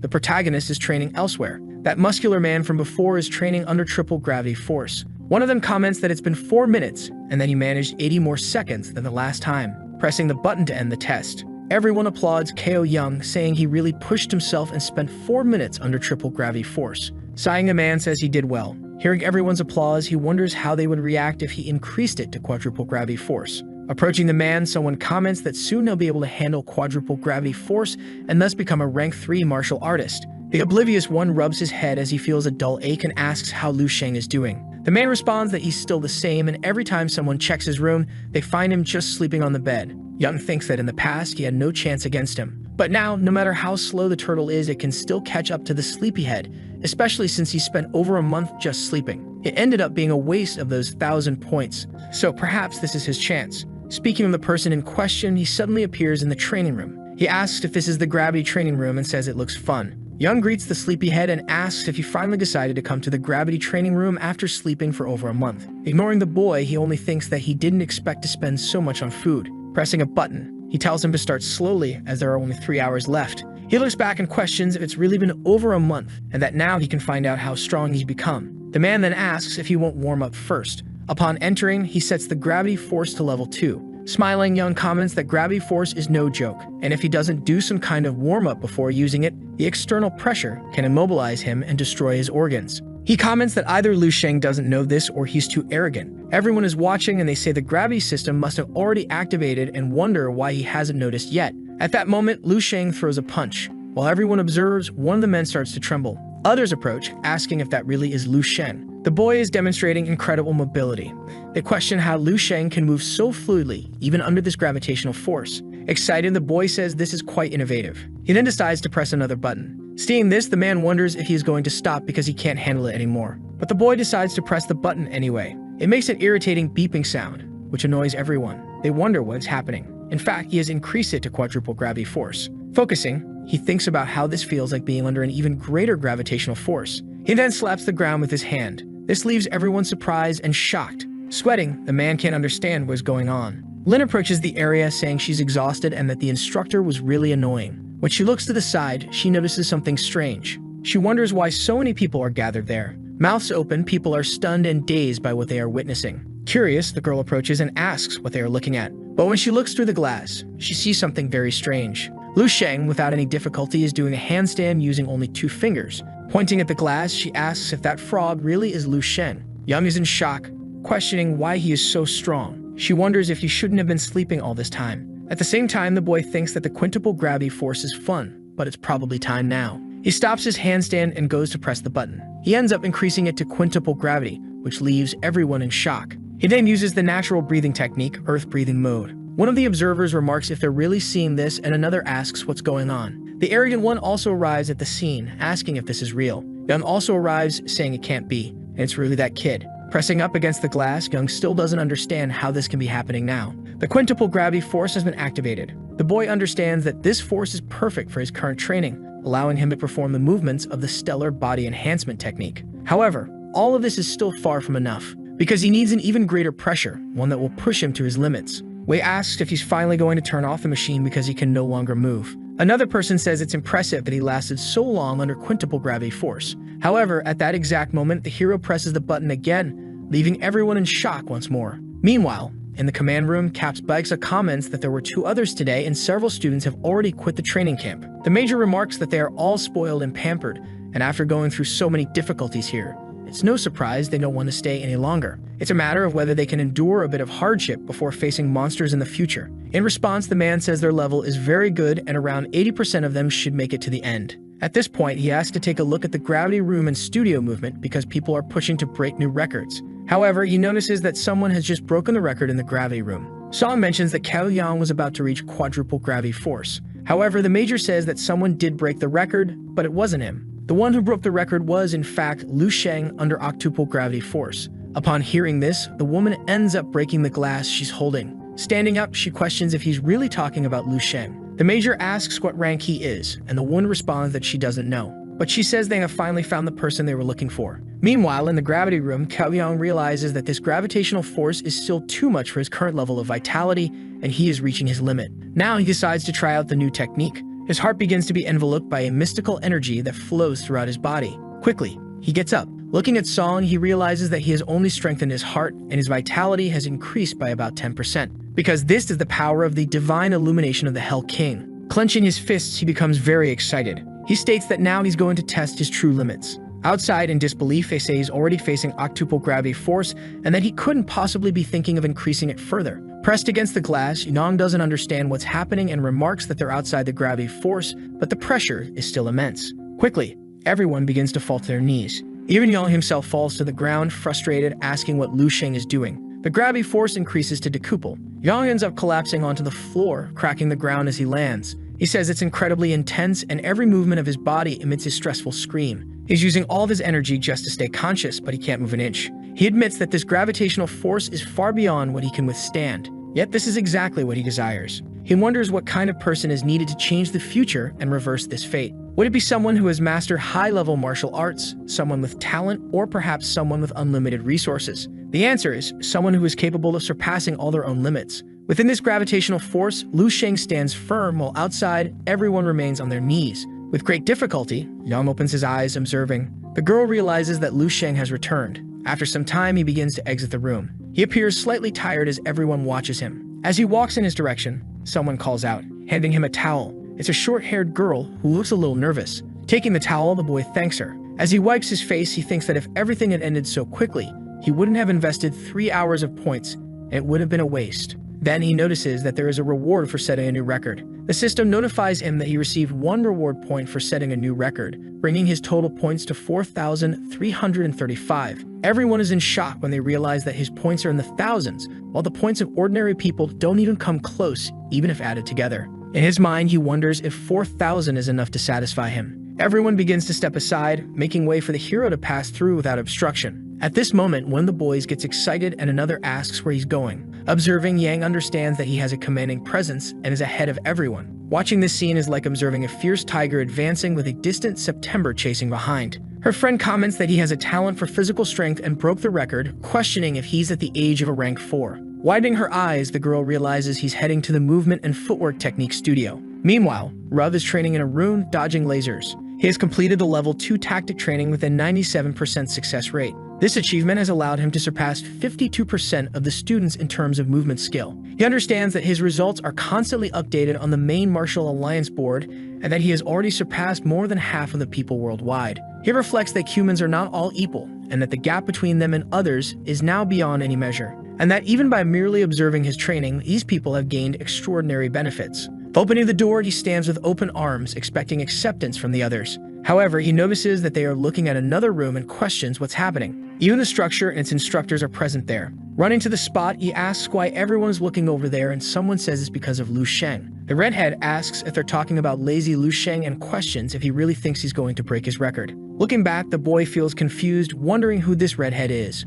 But then both look forward, stunned. They realize he's going to test himself with all the laser launchers activated at maximum power. Observing the protagonist, they understand that all he needs to do is avoid the laser beams. Focused, he mentions that it's impossible to predict where the laser will come from. That's one of the challenges of this training. However, with his vision, this is nothing for him. Suddenly, numerous laser beams begin to appear, and the protagonist starts dodging them one by one with ease. Seeing this, the redhead questions if this is even possible, and another comments that there are thousands of lasers in the training studio, and it's impossible to predict where they'll hit. Grabbing him by the shirt, he asks if this is really the boy's first time in the movement studio, and the other responds that it is, and that before this he was already in a G-Force training and broke a historical record there. Falling to his knees, he asks if the boy's talent wasn't of the physical type and that he didn't spend the whole month sleeping. Very sad, he understands that this is the huge difference between their powers. The lieutenant also observes, wondering if it is his first time in the movement studio. But she understands that even if he had gone hundreds of times, it wouldn't be easy to reach that kind of level. The analysis of the environment of his movements instead of being reactive is as if they were predictions. To demonstrate this, the protagonist turns his head as if to predict that the laser beam would hit that specific point. With eyes wide open, the lieutenant observes, questioning how he is able to do this. Even with multiple lasers in sequence, the protagonist manages to dodge all of them easily. Seeing this, the woman begins to activate some kind of magic. The major questions what she is doing, and she responds with nothing. Analyzing, he thinks it's strange that the last time she tested, there was no psychic energy in him, and he asks why she felt the need to test again. In the level 2 movement studio, his occlusion tactic is at 162%. The boy thinks this training program is really good because he feels that his movements are getting faster. Soon, a notification appears that he has completed level 2 of the movement studio. All the men watch him and say that it looks like the level 2 training was very easy for Shang. The major also comments that it seemed very easy for Shang, and that he has a very relaxed appearance. With her arms crossed, the woman comments that she would like to see how far he could go. At this moment, level 3 training begins in the movement studio. Several balls start being thrown. The amount is immeasurable, and they all head toward the hero. Wetting his hands, the redhead wonders if this is how level 3 is and that it seems very difficult. Quickly, the hero starts dodging them one by one, while the cannons begin to prepare to launch more lasers. The boy stands in the center of the room preparing to dodge, saying that this time is starting to get difficult because the lasers are positioned in a way that prevents him from dodging, and now he will really push himself. Quickly, the lasers are launched in his direction, forming a huge explosion. However, the boy manages to dodge without much difficulty. Curious, the major says that this interior training stage was just discovered by him, and that even among the veterans of rank 4 and 5, only a few managed to reach this stage. She responds that she reached it at 25 years old, and for her, it is different because the Martia Marcello is about speed, and the other says she was born for it, but that boy is only 18. The system shows that he was in the level 3 movement studio with a 15% completion rate. His eyes widen as he sees how close the lasers are. Then he understands that just relying on his psychic sense is not enough. Observing, the man says he doesn't look as relaxed anymore. Suddenly, many lasers appear in front of him. Nervous, the boy says, "Switch." Quickly, he runs using the wind-breathing technique. The sir manages to dodge all the lasers with great speed. His completion rate is already reaching 62%. The audience, watching carefully, wonders where Liu Shang is because he disappeared. Now the completion rate is already at 81%. One of them comments that that guy is so fast that they can't even see him with the naked eye, and that's why it looks like he disappeared. After some time, the lasers are deactivated, because the completion rate for level 3 has just reached 100% fully completed. As he leaves, the Major says a new generation has arrived and that he really showed everything today, being the first to withstand G-Force 10 times and now level 3. However, the woman tells him not to leave because it seems the boy will continue, so he moves on to level 4. Perplexed, the man says that he just started entering level 4 and asks if he's really trying to go through all this in just one day. The woman then also watches in silence. Inside the movement studio, the hero begins to set things up. Some kind of device starts shaking near his foot. Another one appears in front of him, starting to produce some type of laser. At this moment, two types of electromagnetic fields begin to emerge, one red and the other blue. Looking up, the hero sees several lasers, one close to the other. One of the people questions what that is and if it's possible to dodge all of that. Even Rufik, who had been arrogant, is now in shock. However, he has already reached a 30% completion rate at level 4. Watching, the Major says that now that he's past this stage, it will see how Liu Shang handles it. Observing everything, he understands that he is almost at the limit of what he can do with the speed enhancement of the wind expression. Facing all of this, he thinks of a plan. Determined, he uses the Hell King's divine illumination. With his body burning in green flames, he gets ready, standing with both arms extended while he waits. The feeling he experiences is as if time had stopped, and the correct term for this would be temporal sense. Quickly, he manages to dodge and understand that this transformation of someone's psychic energy means that he is now officially a rank 3 psychic mentalist. Attentively observing this, he is in complete shock. Then the entire wall in front of him begins to crack. After breaking it completely, she appears, saying that he is indeed a psychic mentalist, and they call him Liu Shang. A great purple energy starts to emerge from within the lieutenant. Her colleague, questioning what she is doing, calls her crazy. Looking ahead at focus, she says that she wants to test in one more time. Then, she uses her phasing ability. Meanwhile, the hero is dodging each laser. Looking to the side, he notices this type of energy approaching. As it gets close to his face, the boy just smiles. Then he prepares to defend himself, using some kind of strike in her direction, completely annihilating the Colonel's ability. Seeing this, she's incredulous, feeling some kind of pain in her chest. Nervous, she comments that he is a psychic mentalist, but that his power is not lesser than hers. Smiling, the boy understands that he can look but cannot touch, admitting as he reaches his limit that he didn't expect to activate the temporal sense for the first time, and that this will drain so much psychic energy. He understands that he is halfway through level 4, inclusion of the effect of the Hell King's divine illumination, and this is as far as his vitality can go for now. At this moment, he just lets himself be hit. A notification appears indicating that his training has ended, that he completed 56% of his level 4 training, surpassing 97% of martial arts in terms of skill and movement. Seeing the result, everyone is surprised, because he is just a student, and based on movement, Liu Shang is above more than 1 billion people. Crying, the redhead says he only surpassed 52%, so he is 45% ahead of him. Looking at this number, Liu Shang understands that 3% of people are still below them, amounting to around 10 million, and that's still being quite weak. He needs to train more soon. Song congratulates him, saying that he broke the G-Force training record, and also set a new record in movement dirt. He asks if it's in combat engineering or the psychic force training room. Responding, the boy says it's neither, because now it's time to eat and he's heading to the cafeteria.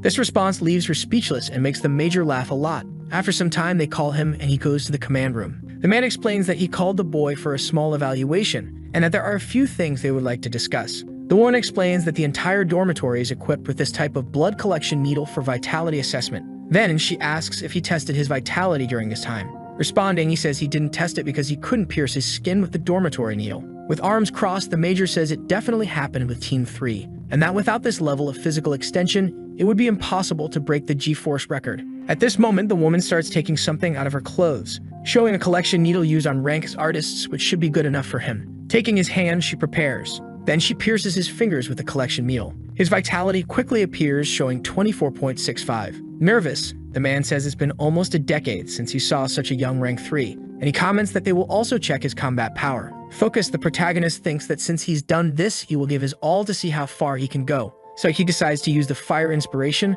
perfect fist technique, and cell impact 8 times, hitting the dummy with his maximum strength. Soon he reaches a combat power of 100,217,000. In shock, he wonders how a rank 3 martial artist managed to reach the combat power of a rank 5, and that's enough. This boy is a complete monster. The man says that he has already graduated and that he can do whatever he wants from now on, and that he will issue a report for the Martial Association to update his ranking. With the woman in complete distress, I had to expect that there would still be one more test. She explains that this is an energy crystal, a crystal discovered in the country of Lion over 100 years ago, and that after that, it was used to evaluate the psychic power of mentalists. All he needs to do is touch it with his own hands and pour his psychic energy into it. With her hands on it, it's visible that her power is 143.24, and the Major is shocked that hers is also increased. She says that she doesn't sit around like him all day for nothing. The man then responds saying that she can insult him, but she cannot insult his lifestyle. A little later, the protagonist places his hand on the crystal. The man says that her saying he should have half of her power is fine,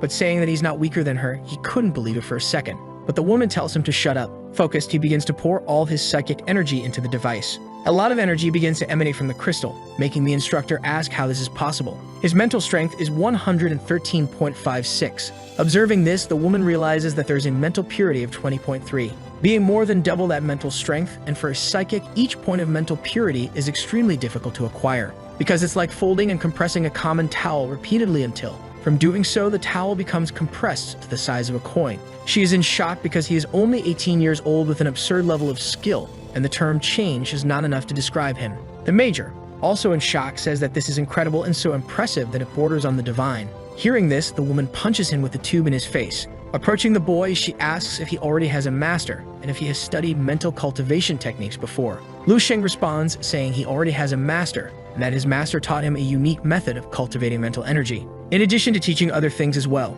Sighing, she says she understands, as she had already suspected, and that it's obvious he already had a master. Song comments that even with a master, this shows how powerful and talented he is, and asks if his talent awakening was not too long ago, and the boy responds that it was less than 3 months ago. This response leaves the two stunned, unable to comprehend. Nervously, she comments that he reaches the level of mental energy and has such high purity, and that it would be difficult to find someone like him in several decades. Not understanding, the boy asks if mental masters also have associations. She explains that the system of mental masters is completely different due to the rarity of mental talent awakenings, and that even in a country with a large population, less than 1% have the talents of a mental master. She says that perhaps his master didn't tell him to avoid affecting his training, since the more knowledge one has, the more distractions arise and the purity of his mental energy could end up diminishing. However, since he is a genius, she would like him to join the association, and they could provide him with more resources for his training, showing her insignia. Responding, the boy says that he has never seen his master's appearance, and that he always receives his master's instruction in a very mysterious way.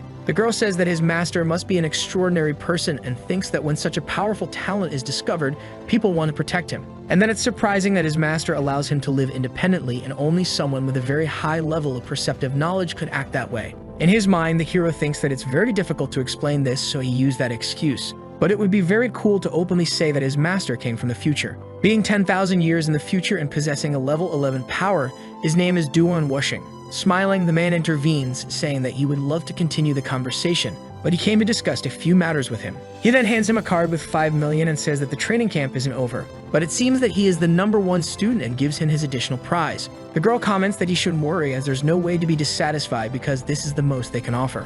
The Major laughs, saying that he is famous in the camp for being a big eater, and that if you add up all the money he spends on food, it will definitely reach 7 or 8 million. In shock, the boy realizes that those meals are very expensive and asks if he will never be able to eat them again.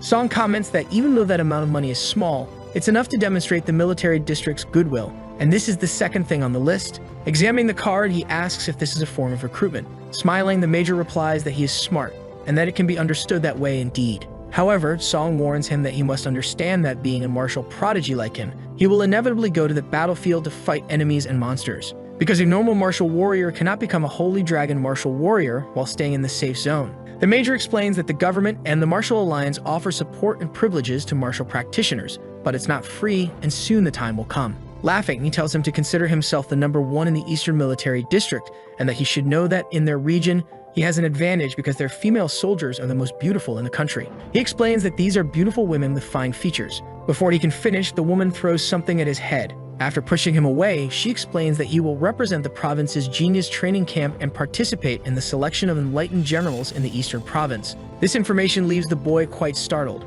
She explains that in all eastern provinces, the training camp concludes with the idea of selecting true geniuses among them who have the potential to become stars. She then asks if he knows what it means to become a star in this context, and the boy responds that he does. It's the title of Grand Master. Returning, the man says that being a star means representing the future Grand Masters, the stars of preparation, and that there is only one person like this in the entire eastern region each year. He concludes by saying that this person is sanctioned among all prodigies, so Shen quickly accepts. He thinks that since they live in this era, certain things are inevitable, and that they are already trying to change the entire human race's stimulus on their own, so he will face difficulties. He says that both General Dong and he fully trust his abilities, and that if even he cannot succeed, it's hard to imagine who else could in this generation. He explains that the rewards for this competition are granted directly by the Eastern Military District and are much more generous than what they can offer. The woman explains that there are still several months until the star selection, and that it will officially start once all the equipment in all the provinces is completed. The man explains that with the boy's ability, it doesn't matter if he participates in the exam or not. He can freely choose any martial university in the entire region. Hearing this, the boy remains silent. As he leaves, he says he will stay for a while longer, since he has nothing else and is already going. And then the man laughs, saying that he bets the boy stay for the food. Still, the woman says she never thought she would feel envious of someone for their talent, but the man says he is different from them, that he is destined not to be an ordinary mortal. He is certain that Lu Sheng will one day bring about important and transcendent changes in this era he lives in. Sometime later in Bay City, at the Martial Association. Inside the building, the protagonist thinks that it's been some time since he last visited this place. However, someone suddenly yells, catching the boy's attention. As she shouts, calling Xiao an old man, she ends up announcing that Lu Sheng has finally arrived. Pointing toward the room, the boy asks what's going on. Nervous, she opens the door and tells him to just ignore it and go in. She then informs the president that Lu Sheng is here. One of the men stands up to welcome him. Asking if this is the city the president mentioned, he says it's not bad and that he really is young and promising. Smiling, he tells Xiao not to be so upset because not everyone can become ordinary with a precious goal.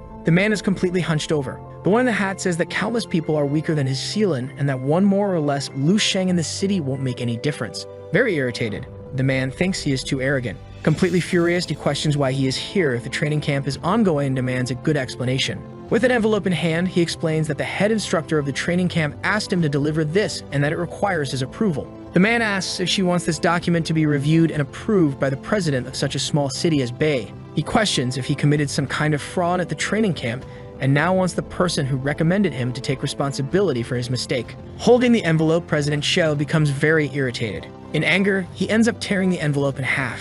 When he sees that the paper is a document containing the evaluation results for Lu Sheng, he is completely astonished. The man then tells Xiao not to let this boy fool him. Xiao then questions Lu Sheng about when he became a rank 3 martial artist. After some time, they speak via video conference with the lieutenant colonel, and he says it's a pleasure to meet her. The man is in shock and nervous, realizing that he is actually speaking with Chief Instructor Dong. Lingxia joins the video conference, recognizing her grandfather's voice, and asks where he is. Annoyed, the instructor scolds her, saying that she doesn't have much time to be distracted, and that today's training will be multiplied by 10. Changing the subject, Xiao tells him to get straight to the point and that he has seen the document he asked Lu Sheng to deliver. Sang then comments for him to ensure that this will not delay the event that will take place in a month, because Lu Sheng will be the representative of the Dongning Province's Prodigy Training Camp in the Morning Star selection of the Eastern District. As the strongest student this year, there is no need for him to continue in the training camp. Some of the men are completely shocked after hearing all of this. The elderly man realizes that his granddaughter had called him earlier. Meanwhile, the instructor begins scolding his granddaughter, asking how she can withstand such low pressure. At that moment, the man understands that when she mentioned a monster, she was referring to Lu Sheng. Xiao, confused, says he will not delay her any longer. However, the woman says to wait because she needs to speak with Lu Sheng, and she mentions that she has obtained many materials from the psychic weapons he requested. Additionally, the formalist is handling the prices and will send them to him. She tells him to hurry from this evaluation, and once approved, he will have the right to access StarWeb to purchase the materials on his own. In complete shock, the president asks the boy if what he just said is true, and if he is going to undergo the evaluation to be approved as a psychic mentalist. Responding, Lu Sheng comments that he was evaluated as a psychic dope bearer at the training camp. Laughing, the man says he wasn't mistaken about him, that he truly is a genius from the city. Hearing all this, the elderly man starts going crazy, laughing and repeating the 270,000 of the psychic mentalist. At the same time, at the entrance of the martial association, the president asks if he would like someone to take him home, but the boy says it's not necessary.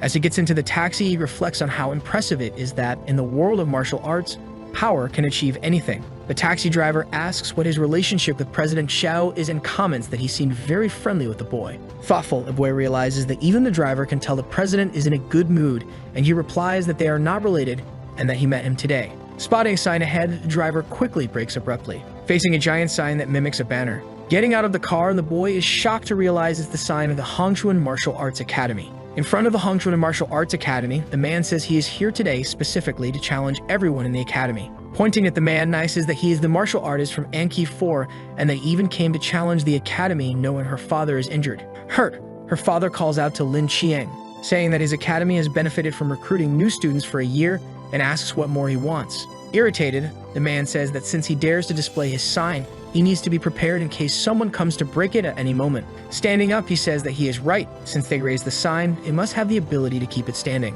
Channeling some energy into his fists, he says he established his legacy using only these fists when he came to the city. He asserts that he was able to hold his own back then and will be able to do so now. Seeing this scene, Nai calls out to her father, who says he's fine. The man comments about Lu Sheng, the 18-year-old martial artist from Anki 2, and asks how someone like him managed to have such a student. Intervening, Nai explains that Lu Sheng is not her father's student, just a member. Irritated, the man says he doesn't care about that. All he knows is that because of this Sheng's reputation, they stole more than half of his business from the martial arts academies. So since they had the audacity to mess with his business, they shouldn't blame him for being ruthless. Angrily, Nai says that the students left his academies and came to theirs of their own free will, and she can't apologize for that. Agreeing with the girl, the man says he knows that, and that's why he will destroy the academy today. Clenching his fists, he says that once it's destroyed, the students will have nowhere to go, so they can finally return to his academy. Hearing this mocking explanation, the girl becomes angry. Taking her stance, she says she will face him right now. Mocking her,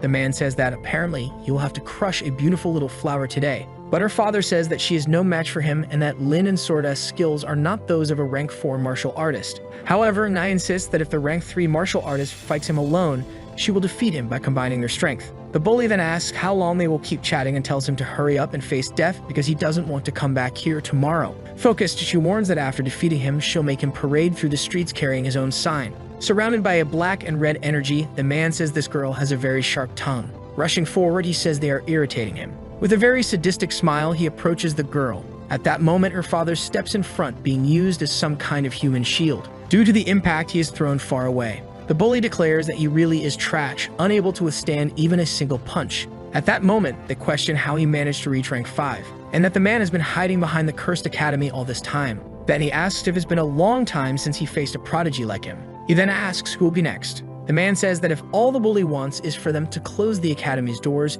he will go to the martial association to do so. That way he will close the academy as the bully desires. Kneeling and crying, the girl calls for her father. Smiling in a completely manic way, the man says that he seems like a man of his word and that things are settled, so he's leaving. However, someone arrives, telling them to wait. Approaching, the protagonist asks that if the academy is closed where he is supposed to train since it's perfect for him. Surprised, Man calls out for Lu Shen. Waving, the boy says it's been a long time.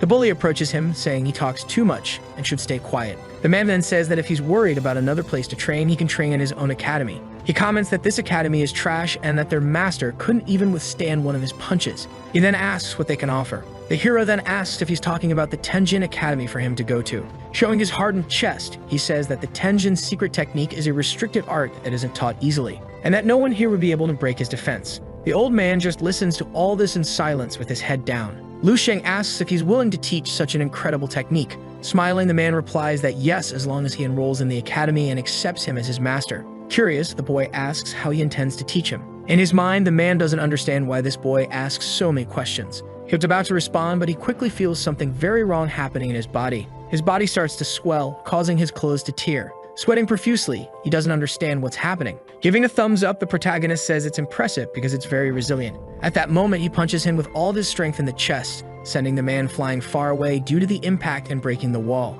He ends up passing through the entire concrete wall. Watching this deplorable scene, the hero asks if he wasn't going to teach and how he plans to do it now while on his knees. Alvarez is in complete shock because the bully ended up losing. His subordinates tell him to hurry up and not be impressed, as they need to help their master. Nai runs to her father to see how he is. At that moment, the hero extends his hand to her, asking if she's okay. Embarrassed, the girl responds that she is. The boy comments that they shouldn't close the academy because otherwise it will be difficult for him to find another one so close to his house. Grateful, the man explains that he won't close it, and if he ever needs anything, he just needs to call. Smiling, the hero says that he doesn't need anything because all of this happened because of him, and that he only helped this time, but next time they will have to protect it with their own power. After saying this, the hero begins to leave. The man remarks that he must be sick, being at least a rank 5 driver to be capable of defeating that bully. Nervous, the girl explains that 3 months ago, Shen was only at rank 2. Sometime later at the hero's house, his mother welcomes him, asking why he was so late. Replying, the boy says that he saw a group of people like those in a drama and a weak girl,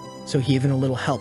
This leaves the woman in shock, asking if he got into a fight. She begins to ask if he's hurt, and the father intervenes, saying that her son's officially a martial artist and should be fine. He explains that being a martial artist means helping those in need and defending the weak, being a true man. The sister approaches, asking what was in the meat he sent to them, because it made their father improve significantly after eating it, and her vitality also increased to 1.1. Then she asks if he stole it from the training camp. Pulling her cheek, he questions who she thinks her brother is and says that she doesn't need to worry because he earned everything fair and square. With a big bowl of rice, she asks if the training was difficult and says that he shouldn't push himself too hard because the most important thing is for him to stay safe and sound. Laughing, the man says she really doesn't know anything because he feels that passion buried deep in his heart all the time, and that he will truly become an incredible person, and that for great things, even if they fail, they will always be there for him. Smiling, the boy says he knows this and understands that for these joyful days to continue, he needs to become stronger so that no one gets hurt. Sometime later in the protagonist's location, an enraged zombie appears near him but is quickly annihilated with a punch.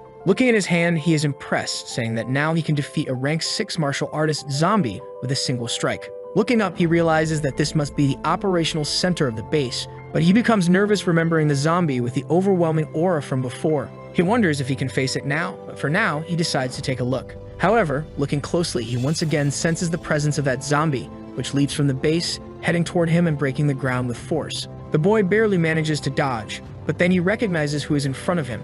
It's the zombie with the overwhelming aura from before. He realizes that not even a rank 6 martial artist could combat this monster and that it is at the level of a martial master. He understands that it has absorbed many battle remnants and is always driven by this destructive urge, but now he can quell these impulses using his crystal reserve technique. However, he doesn't want to lose the courage to face this foe. Somewhat apprehensive, he declares that they will fight now, charging at the monster using wind breathing. He delivers a kick with the stellar impact 6 times. But after delivering the blow, he notices something. The monster managed to block it with just the palm of its hand. Seeing this, he quickly retreats. He understands that even though he didn't give it his all, he used the 6th stellar impact along with the movement training buff and still it had no effect. Realizing this, the boy becomes extremely frustrated. So without thinking twice, he charges again using flame breathing with the stellar impact 10 times. The impact is so powerful that it destroys the ground beneath him. But he becomes nervous when he notices that nothing worked. The zombie managed to defend itself using some kind of magical shield. Facing this, he thinks that, as they say, all martial masters possess their own invisible force field,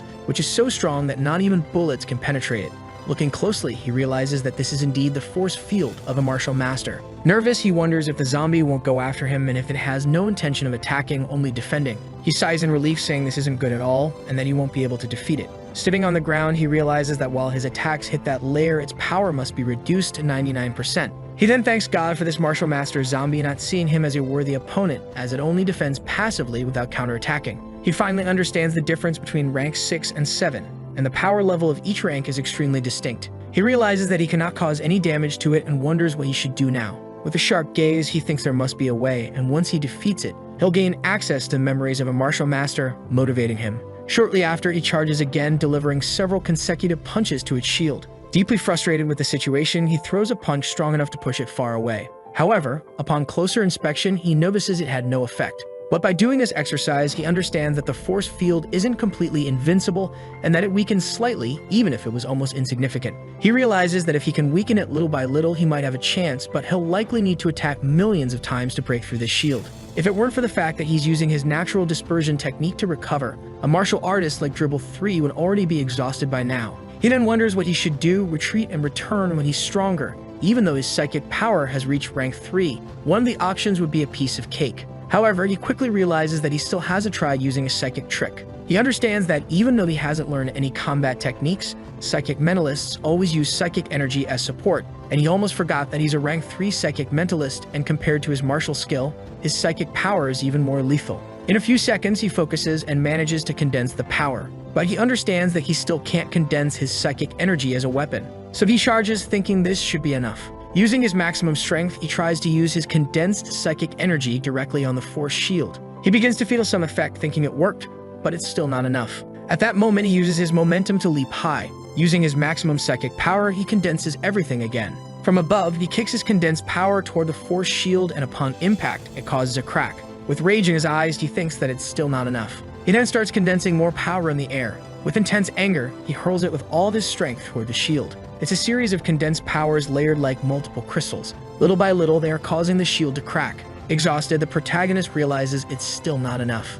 So he decides to go for plan B. He uses his psychic energy and the flame expression of the stellar impact 10 times along with a perfected fist technique. Determined, he charges with everything for his final strike, hitting the crystal and unleashing a kind of magical lightning using his psychic powers. This enormous power begins to grow more and more, breaking through the force shield. Then the hero approaches the zombie. He says that the soul of the hero should never die. Striking its chest, he says he will inherit its will. In response, the zombie merely smiles. Then a dark energy begins to envelop its body, surprising Lu Sheng, who wasn't expecting this. At that moment, he starts seeing its memories. It begins with the memory of when he was announced as a martial master, and the situation was getting worse, even with the kingdom's high command nearby and the basics present every day. In one of these memories, his young daughter is crying, asking if he won't live with them. He responds that, as a martial master, her father would have to stay on the front line until his last breath. He faced a giant snake and understands that this is a rank 9 monster, and just seeing it from a distance sends shivers down his spine. One of the people notices that it's an Eastern malignant compass, and that Master Wang Ying's punch is simply incredible, being humanity's only hope. They are happy because the old man managed to defeat the monster and learn a new martial art from Master Wang Ying's attack. However, it shows the memory of him lying on the ground, wondering if this is the feeling they have before they die. He heard that the Martial Alliance initiated the Fire Sea Plan and that they concentrated all of humanity's efforts to create an unprecedented level 12 powerhouse. Wondering if there is still hope for humanity, he regrets that he won't be able to witness any of it. After seeing all the memories, the protagonist is in shock. Questioning if this was the life of that martial master, he realizes that the quantity of memories this time was better than before, and that it was a magnificent life. This martial artist was called Shi Sheng Ying, a practitioner of fist arts. His fist techniques, epiphanies, and combat experiences are all integrated into the protagonist at this moment. Thus, his martial arts books on fist techniques are advancing at an unprecedented pace. From the initial discernment stage to the advanced discernment stage, and now to the ultimate discernment stage. Analyzing his hand, he understands that he is now at a stage of deep control. And this is the fruit of what that master learned throughout his life. Wang He is the name most mentioned in his life aside from the names of his daughter and wife. He understands that the creator of the stellar body art is indeed Wang He, and that he was an incredible person in the year 10,000, nicknamed the Eastern Malignant, and that even this Master Yang 7 was his fan. And it seems the master once endured his attacks and had an epiphany. He then created a powerful martial art for himself, and the protagonist questions why he can't find this in his memories. He wonders if it is buried deep within his memories, seeing the unstoppable torrent of memories. Amid these memories, he notices something. It appears to be some kind of glowing orb. When he reaches out to it, his entire body is pulled in. Being transported into one of the memories, he wonders if this is the monster the master once faced. At this moment, he asks what is hidden in the darkness. From a distance, he sees a figure that may be the master. Facing away, Master Xed just observes something. Suddenly, several solar rays burst out of him. The hero quickly closes his eyes, thinking that it's too bright. When he opens them, he is completely stunned. In ancient mythology, the cold celestial emperor, known as the Golden Crow, carries the responsibility of the sun's journey. Every golden crow represents his sun. Just as all the suns appear in the sky simultaneously, the rivers dried up and the land cracked open. Infinite light and heat incinerated everything, and no living being could survive under the 10 suns. This is the result of Master Xe's lifetime efforts and teachings. This is an unparalleled martial skill he intended to use to reach the rank of Martial Master 8. It is called the 10 Suns in the Same Sky, and now this ability is his. Sometime later at home, he is in his room, sitting on the bed, training. Looking at himself, he notices that his psychic energy seems to have undergone some kind of transformation. Deciding to test something, he tries to condense it, surprised to find that he actually managed to do so. He can feel that this energy isn't entirely different from before, but the difference in quality is like night and day. He realizes that if Xiaolin's psychic energy is like air, then Dong's and the lieutenant's is like an eagle. However, his energy is like a ball forged from pure steel, and even though it's the same in quality and hardness, it's much greater. Excited, he feels pleased to have improved this psychic energy. However, looking out the window, he sees a purple building trembling. In shock, he wonders how a mere touch using his psychic energy managed to lift heavy objects. He realizes that his ability to pick up and lift objects with psychic energy is now a dozen times stronger than before. He then understands that, in a way, he has fully entered the realm of extraordinary beings. He is certain that with just this psychic energy alone, he could bring a rank 3 or even a rank 4 martial artist to death. Additionally, he now has a force field around his body. Even though it's just a thin layer, he can strengthen it by using even more psychic energy. However, even if he pushes it to its limit, the thickness doesn't reach even 1% of that martial master Zhao Mi's shield. Sitting in his room, he thinks that having an equivalent force field is the beginning of becoming a martial master. Although this is just a seed, one day it will grow and become a great tree, and from it, he will evolve to become the true martial arts will of a martial master. Sometime later, he is by the vast sea and sky, sitting on a chair. He is using his phone. He's talking to someone, explaining where he is and that the training camp has ended. There are no more monster meat air meals, and as a result, he has to experiment with cultivating with tonics. Tired, the woman from the pharmaceutical lab arrives quickly. When she sees the boy sitting at the table, she realizes he's just a student. Confidently, she says this will be a piece of cake. Lu Sheng asks the woman to sit down. He mentions that he's heard the steak at this restaurant is very good. He asks if she minds having lunch while they talk. Responding politely, she says she doesn't mind at all and just wonders how she should begin. The boy excuses himself and orders the best steak they have, 40 medium portions. Shocked, the woman wonders if he's a pig and if he's really going to eat 40 portions of steak in one go. However, after doing the math, she realizes that each steak costs 1,280 and 40 portions would be 50,200. She then wonders if he's going to embarrass himself and ask her to pay the bill. Lu asks her if she wants anything. She begins to respond, but the boy quickly interrupts, saying he doesn't want anything and asks for the dishes to be served as quickly as possible because he's hungry. Hearing this, she thinks he's a pig and starts to speak. The boy lays out information about her, saying her name is Heelingxiu. She is 22 years old, originally from Xing'an Province, Guaglin City, Ba County. He then mentions that her great-grandmother initially started as an apprentice at the medicine shop. In one of the middle years of the martial calendar, she used her talent and exemplary alchemy skills to become a rank 5 alchemist. She then founded the Extinction Medicinal Hall. He comments that currently there are a total of 203 branches in more than 20 cities across Dongning Province, and that the Extinction Medicinal Hall was quite prestigious in its early days. However, there is something else. He mentions that, as management was not well handled later on, when it was her father's turn, the generation declined rapidly. Irritated, she comments that the boy is sharing information that can be easily found online and questions what he's trying to prove. At that moment, the 40 steaks he ordered arrive. As he eats, the boy says he also knows her mother's name and that she hasn't returned to Dongning Province in 20 years due to family issues and has never seen her daughter even once. He continues saying that this is the reason why the family business is failing in her hands, in addition to her outdated and poor business management mentality. He then explains that the most important reason is that her mother and the Shen family have been squeezing the Extinction Medicinal Hall all these years. Completely enraged, the woman stands up, asking what evidence he has for saying such things. The boy responds that whether it's true or not, all she needs to do is ask her father to find out. She understands that her mother left her father and her when she was 2 years old and never returned to visit them all these years, being completely heartless. She realizes that the decline of the family business truly began when her mother left and her father took over. At that time, stores were closing down almost daily, and this lasted for only a few months. And that even though her father is poor at management, things shouldn't have gone so bad. Continuing the conversation, the protagonist asks if every time her father agreed on a new project with a collaborative partner, it inexplicably failed. As he eats, he says he hopes she doesn't blame him for investigating the matter deeply. Frustrated, she responds that she will investigate on her own and that they should now discuss their collaboration. The boy says he will be responsible for providing medicinal prescriptions and necessary ingredients, while the medicinal hall will be in charge of production and sales. As for the profits, he says he wants 90%. In shock, she doesn't understand what he means by 90% and asks why he doesn't just say he wants it all. Smiling, the boy says he'd like to do that, but didn't think she'd agree. She says the most she can offer is 70% for everyone. However, the boy explains that the additional 20% he's asking for is essential, and 10% is to ensure long-term collaboration in the future. The other 10% is a bonus for helping take care of some bothersome issues. She then asks what he means, and he explains that the Shen family has been oppressing her capital for so many years. So the question is whether she doesn't want to do something about it, for example,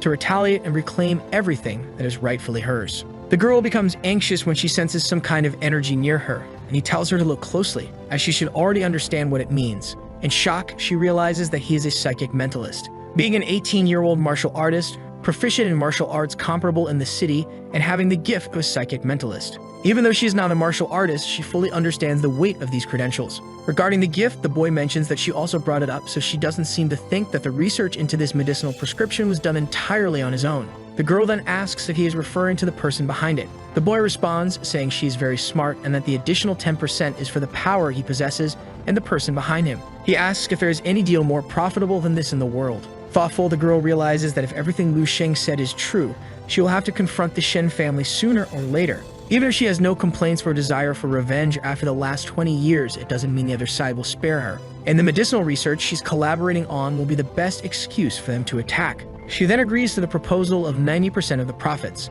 While thinking that his talent is incredible, his mind, cunning, and methods are all he has shown so far. Smiling, Lu Sheng says that the medicinal research for the muscle and blood-strengthening decoction is on this flash drive. Smiling, she says she hopes he can arrange what he promised and thinks she's found enough to see how far this person will go. The boy asks her to go and register a consultation patent for the alchemists. She says that soon he will need her alchemical laboratory, and as she leaves, she says it was a pleasure working with him. Tired, the woman thinks she could close the deal quickly, considering Lu Sheng is just a student. But in the end, it didn't seem like she was dealing with an 18-year-old student, but rather with a man of great importance and status. After all, he even addressed her as Miss He and then simply as you. The waitress approaches, asking if she can pay the bill. He mentions that he was the one who ate all of it, but then asks what the total is. Smiling, the waitress says that he ordered 90 items totaling 115,200, but if they round it, it's only 115,000. Extremely nervous, she questions why there are 90 items when he only ordered 40 portions. The waitress comments that he ate 40 portions there, and then ordered 50 more to go, asking if she'll be paying in cash or card. Trembling with anger and tears in her eyes, she hands over her card. The waitress thanks her for her preference. Sometime later, the protagonist arrives home, ringing the doorbell. When his mother opens the door, she is very surprised by the number of boxes and asks what all this is. Responding, the boy says that they are high-quality steaks, and that she doesn't need to cook dinner today, they'll be eating these. He also mentions that he didn't pay for any of it, but rather a very wealthy Harris offered everything, and she, in this case, has plenty of money. His mother says it's not right for him to do that again, as he lacks the motivation and it's not fair to take advantage of others' generosity. He says his teacher has come by several times and that he's a very kind teacher. The boy then realizes it's been a long time since he last attended school. Meanwhile, at Bay High School, teacher Zhang is in his classroom. Someone knocks on the door, and he says they may come in. When the door opens, he sees that it's Shang and asks what brings him there. If it's not about a bonsai, the boy says it's been a long time. Handing it over, he says that since he accidentally destroyed his bonsai last time, he brought a new one. The man says the boy is very considerate and that although not much time has passed since he was last here, the aura he emanates now is completely different. After this brief chat, he invites the boy to come in and continue the conversation inside. He mentions that the school's development procedures will be completed soon and that after this meeting, he'll probably only see him on TV in the future. He then asks what his plans are for the future. The boy responds that he will participate in the Morning Star selection and then undergo the evaluation as a psychic mentalist at the Psychic Mentalist Association. The man is completely shocked to hear this, and the boy explains that his talent as a psychic mentalist was discovered during the training. Smiling, the teacher appears very proud. He says that's wonderful, that there's nothing more he can teach him, so he should go ahead and achieve everything he wants in this world. After the conversation, the boy says goodbye and leaves the room.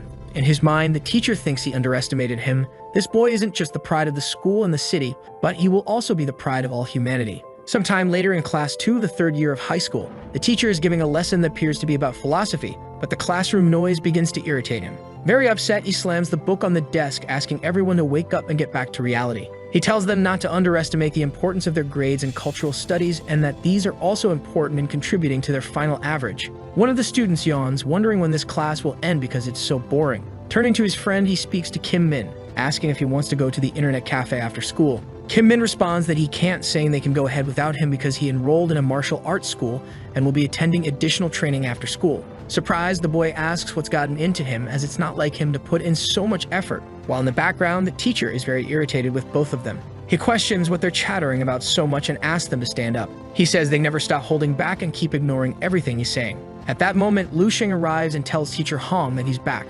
Smiling, the teacher says it's been a long time. All the students are incredulous that he has returned to school, and they never thought they would have the chance to see him again. The students start whispering various rumors and theories they heard, like the mayor wanting to arrange a marriage between him and his daughter, among other absurdities. Reacting, teacher Hong welcomes him. The boy says he wanted to come back once more to attend cultural studies classes and asks if he can, to which the teacher agrees. The protagonist walks past everyone, heading toward his desk. Excited, Hong instructs everyone to get started. Very calmly, the boy opens his book. Another student questions if this is really happening, saying his aura is truly incredible and that he's heard he's a rank 2 martial artist. His old school friend just observes him, thinking that Lu Sheng has truly changed a lot. Sometime later, the bell rings. Exhausted, the teacher closes the book and says the class is dismissed. At this moment, Lu Sheng stands up. All the students look back at him. He waves goodbye, saying he'll remember each one of them. Other students say it's the first time they've felt so privileged to be classmates with someone. After saying goodbye, Lu Sheng sees his friend. He quickly hugs him, telling him to do his best and that they'll hang out together later. Hearing this from his great friend, he begins to tear up. He then thinks that even if he's exhausted, he will certainly get into the martial arts university, and Lu can count on him. Sometime later, the protagonist is back in his room. He is pleased because he managed to place his order, and they bought the necessary materials to make the muscle-strengthening decoction and the marrow-nourishing elixir. Now that he has his materials, the next problem is that he can't access Starweb to purchase his own weapons. So he needs to find some time to take the evaluation before the selection. Otherwise, it would be easy to expose his secrets if he had to keep bothering Dong. Noticing something on his computer, he realizes he should at least take a look at the list. He begins looking at the Eternal Sky Silver Blade and thinks these prices are absurd, costing $37,500. Seeing these ridiculous prices, he understands that the $5 million isn't really a significant amount, because he will need steel forged blades, and just the dense steel costs $9,000 per gram, and to make this blade, he would need at least a pound, which would be over $5 million.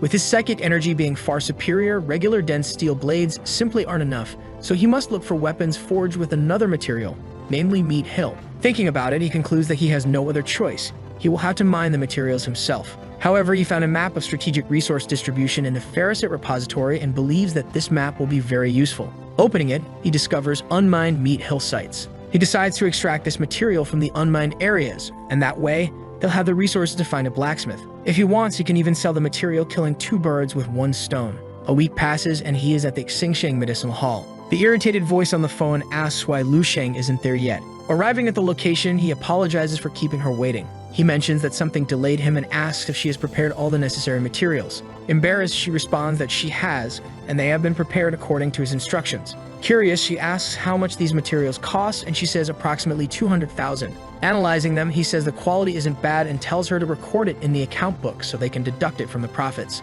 He says he's going to start now and asks if she can leave for a while. Very irritated, she agrees. As she leaves the lab, she comments that the decoction promotion hasn't even started and she hasn't earned a cent, and she's already spent almost $1 million on materials for Mr. Lu. She wonders if he's developing a new medicinal recipe and why he's been coming to the alchemy labs every day this week. Then she questions how many more secrets he's hiding. 3 hours pass and he announces that he's finished. She informs him that she'll be traveling for a few days but assures him not to worry because they already have the necessary capital for the muscle-strengthening decoction. Seeing the woman's irritation, he comments on her temperament. After that, he leaves. Curious, he enters the laboratory. Seeing the vials, she realizes that this is indeed that new, unknown elixir. He has tested this elixir before and knows that it has the ability to directly strengthen bones after consumption. It's similar to a grade 4 or 5 tonic, which costs several million. She thinks about the profits this could generate and that there must be many new types of elixirs in his bag. Her employee arrives saying he did as she asked, but even after monitoring the security cameras, he couldn't see anything.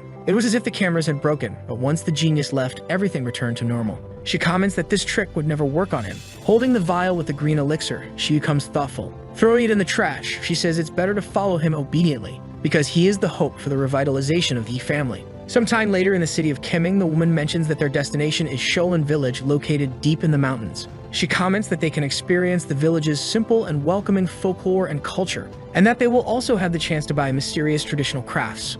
One woman asks if they won't be forced to buy these things, and the other says it's a very remote place. The guide responds that they are a reputable and well-known tourism agency and would never force anyone to buy anything. She mentions that they will stay in an inn in the village with excellent facilities, even including air conditioning and television. In his mind, Lu Sheng thinks that he produced a total of 23 LX-positive marrow elixirs this week, which is enough. Then he remembers the hidden Muto mine and that if he can secure it, he could monopolize it. Suddenly, a yellow ball appears in the aisle of the bus, catching his attention.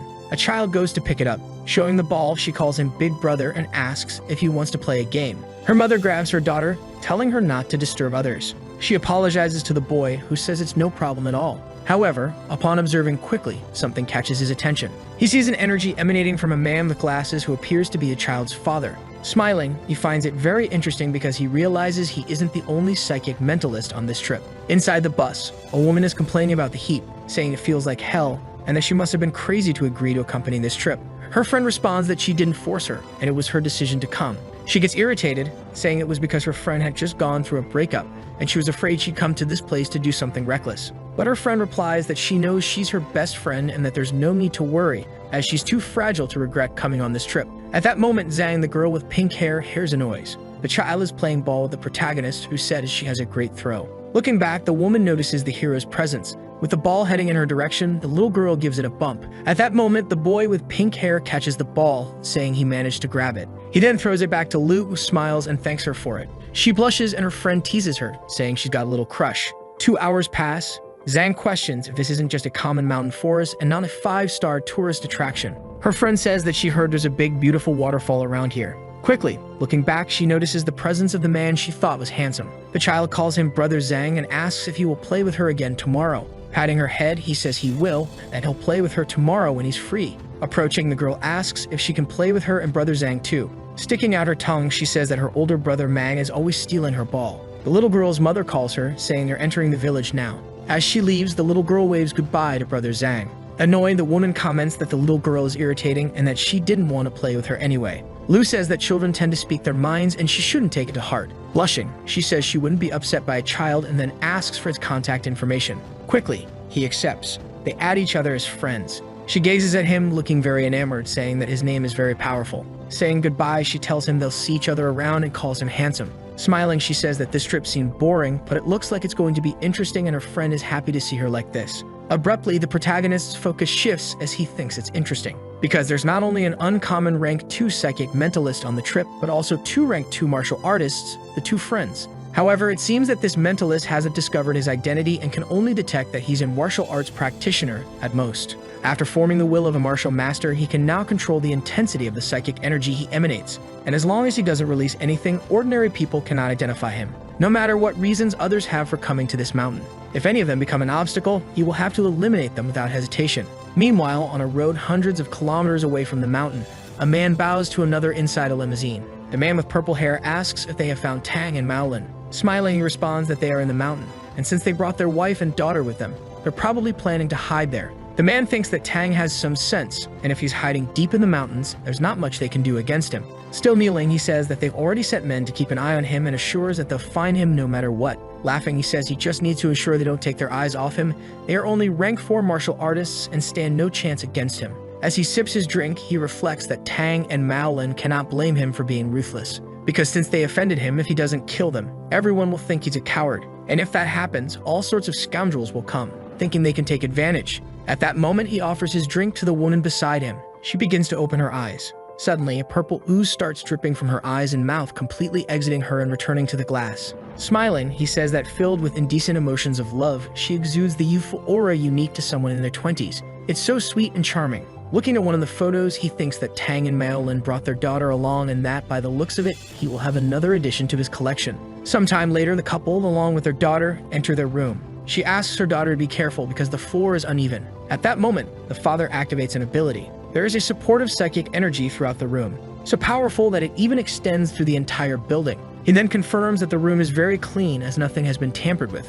His wife comments that he's being overly cautious, and that no matter how powerful Yu is, he won't be able to reach them here. However, the man says it's better to be safe than sorry, especially since he has her and their daughter with him. Therefore, he needs to be cautious, and they are fleeing for their lives now because Yu is a renowned rank 3 psychic mentalist. He's a narrow-minded person who seeks revenge for any offense. He says they will hide for about a year at his father's house, and maybe after that, they'll be safe, because he and his father are rank 2. The man says that together, they can stop him. The woman mentions that it's been a while since she's seen her father and wonders how his health is. Her father's cultivation is quite strong, and he is also a peak-level rank 2 psychic mentalist, and that he might even advance to rank 3 now, being at his peak, so he must be in good health. He concludes by saying that he won't let her or their daughter get hurt. They embrace as the little girl looks out the window. Paying close attention, she starts observing someone. Lu Sheng is outside their room, watching everything. Using his psychic powers, he is scanning the entire area. Observing the people in the nearby regions, he concludes that, aside from the surveillance staff, there's nothing suspicious going on. And since he's not being bothered, he decides to leave them alone. At this moment, he places a blue sphere in his hand. With its help, the refinement speed of the golden immortal body of a martial master has increased significantly. And this way, in less than 2 months, he will likely be able to fully cultivate the first stage of the golden immortal body. This will allow him to generate internal energy and officially join the ranks of level 4 martial artists. Suddenly, the hero receives a message on his phone. In the happy family group, his mother tells him to be careful when he's alone and to remember to dress appropriately for the weather. Seeing this kind of sweet message, he smiles and thinks he's no longer a child. His sister also sends a message saying that Yang Yuan asked her out. She then asks her brother to be honest and asks if they are dating. This question irritates the protagonist, who tells her to focus on her cultivation and not meddle in other people's business. He also tells her to take her tonics every day. After chatting with his family, he puts down his phone. Lying on his bed, he thinks that now he should test the results of his training from the past few days, and that it's not so bad now that he's learned 10 suns in the same sky. With his body shield formed, he confronts the zombies. He can now create a martial master's force field. He can confidently say he's invincible. An explosion erupts in the area. He manages to defeat several zombies at once. Then something catches his attention. Nervous, he senses something inside with an overwhelming aura. Someone wearing knight's boots appears. It's a woman who stares back at him. She is holding a large spear encased in ice. Surprised, he realizes it's a martial master level zombie. However, his vision starts to blur. He quickly notices that she simply vanished. Suddenly, multiple danger alerts begin to blare in front of him. Frightened, he questions this avalanche of danger warnings that are appearing. Looking up, he sees the woman attacking and understands that her strike is a martial master level technique. Her attack slices him in half with extreme ease. Completely terrified, he wakes up feeling intense pain. It feels as though his body is being torn apart. He wonders if this is the sensation of dying in the dream world. Exhausted, he feels relieved that it was just a dream and wasn't real, because otherwise his life would have ended. Reflecting on the battle, he realizes that he used all his psychic energy to block the attack, but it was completely useless. Her attack power was far superior. He thought he was doing well in the dream dimension, and that thanks to his intellect, he could handle those high-level zombies with ease. The dream dimension isn't the perfect paradise, and after the collapse of civilization, only blood and fire can create the true savior in this world. That martial master was very strong, and her combat ability surpasses many of Shi's skills. She might be rank 8. The river of ice could have been the manifestation of her consciousness, and if he could obtain it, it would be unimaginable. If he had acted then with those techniques, he might have been able to withstand her, and now he must try again. Determined, he focuses to try once more. Sometime later, the girl is admiring the protagonist, saying he eats with such enthusiasm and that he's very cute. Her friend snaps her out of it, asking if she's really fallen for Luo Wushang. Zhang responds that she has and questions if it's that obvious to him. Her friend says he's very young and is just a student. She comments that his aptitude for martial arts might not be very good, unlike the girl who is very talented and a rank 2 martial artist. The girl comments that he is only 3 or 4 years younger and that age shouldn't be a problem. She says she came to spend time with her friend and that meeting him was part of God's plan. Her friend then questions how they will manage a relationship and whether she will accept a long-distance love. She mentions that someone who isn't a martial master will earn at most 5,000 to 6,000 per month after graduation, and how will she afford a house and a car? She explains that love isn't just about possibilities but about everyday life, and that over time a couple's contradictions will accumulate, potentially leading to a breakup. Zhang responds that it's not a problem because she's a rank 2 martial artist and can guide him in martial arts, and that if he doesn't have a house or a car, she does. Even if he becomes an ordinary person, she can very well become an ordinary person with him. Looking at him, she says that after all, who said he was ordinary? To her, he is always beautiful and brilliant. Looking at him, she says she believes his future will be far beyond that. Her friend asks if she's gone crazy and if she's going to give up more than a decade of martial arts training for just 1 year of high school. She comments that he's too fragile and doesn't understand what she really sees in him. The girl says her friend is too anxious and that there isn't anything between them yet. She says they will talk after she actually wins him over. However, they had no idea that thanks to Lu Sheng's ability, he heard every word they said. Annoyed, he thinks it's ridiculous. The girl then raises her hand, asking what he means by that word. Smiling, he says it's just a term used to compliment girls for being pretty. After hearing this, she runs away from that place. Pointing at the pink-haired girl, he says these 2 girls are ridiculous. Smiling, he simply agrees, which leaves both of them very confused. The next day, everyone is exhausted. One of the men wonders where that family of 3 went. The woman working asks if they are going to check their room and if they can search for them. The old man comments that the other guy is also missing. Meanwhile, elsewhere, the pink-haired girl notices something. She wonders what's happening now. She is surrounded by several magical pink threads near some spiders. In another place, a man runs to the temple calling for his chief. He says that the mana has returned and it's returned with the entire family. This is the chief of Xian village. The girl runs toward him, calling him grandpa. Suddenly, she rushes to embrace him. Laughing, he asks how she is and she replies that she's fine. His daughter arrives with her husband. The man remains silent while 2 people in the background call out to them, asking why they returned. The old man says they came back to see him and asks the 2 men to hunt some wild game so they can have fun tonight. Picking the girl up in his arms, he asks if she's going to hunt something wild with him. Smoking his pipe, the man comments that there must be a reason for their return and that she should open up without hiding anything. After hearing this, both become nervous. Breaking the silence, the man begins to speak. They are seated across from the father and son-in-law. Coughing, the man asks why he got involved as a rank 3 psychic mentalist. He comments that he always knew it would cause trouble and that this day would come. The girl becomes very nervous and asks them to help, saying they should think of it as just offering a hand. Irritated, the man mentions that the old man had been trying to advance to rank 3 as a psychic mentalist for a while and asks if he succeeded. He responds that he failed and that, in addition, he messed up his insides and completely ruined his cultivation. And that if that mentalist shows up, all he can do is hold him off for a while. So they should seek help from someone else. The couple is shocked, asking who else they could turn to. The old man mentions the local authorities and says they should trust the police. He explains that even if he is a level 3 psychic mentalist, he can't go around committing murders in broad daylight. However, the man thinks that calling the police will be completely useless and then asks what they could do to help. One of the men then calls the chief, alerting him that they now have an intruder in the area. Meanwhile, the protagonist is climbing some stairs.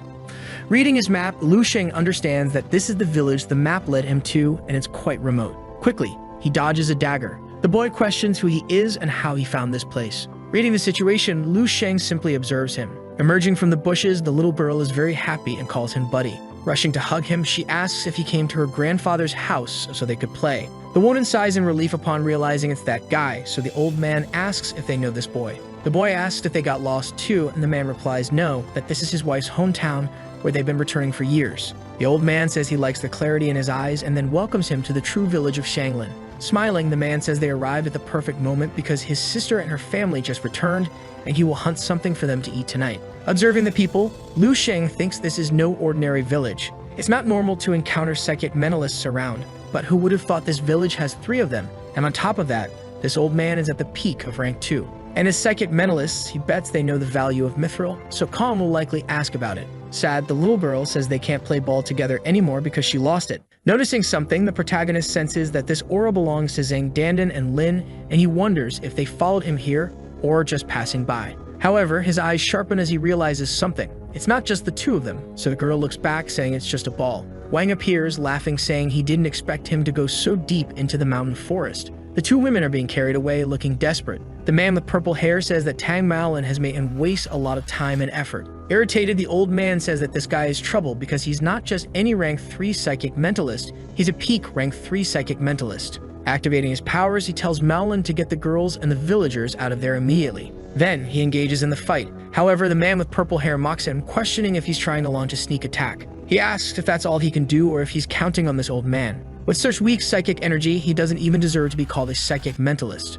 But this time, he'll shatter all his hopes into pieces and give him a taste of true despair. Hearing this, the old man becomes completely enraged, declaring that he will kill him. He begins to conjure some kind of energy, launching an attack that resembles raindrops. Several head toward Yu, who, with his eyes closed, makes a motion to defend, slicing all the objects with just one gesture. Seeing this, the father questions why his dense steel sphere cannon had absolutely no effect. Smiling, the man congratulates him for daring to use a dense steel weapon against him. Starting an attack with his right hand, he says that such ignorance is very arrogant. Seeing this, the little girl begins to call for her mother. The old man and the father become increasingly enraged. The man tells them to go after him and not to involve others. Laughing, the villain says he's stubborn to the end. Then he begins to tighten the ropes around the necks of both the old man and the father. He comments that initially he wanted to kill those 2 girls following him and blame him for it.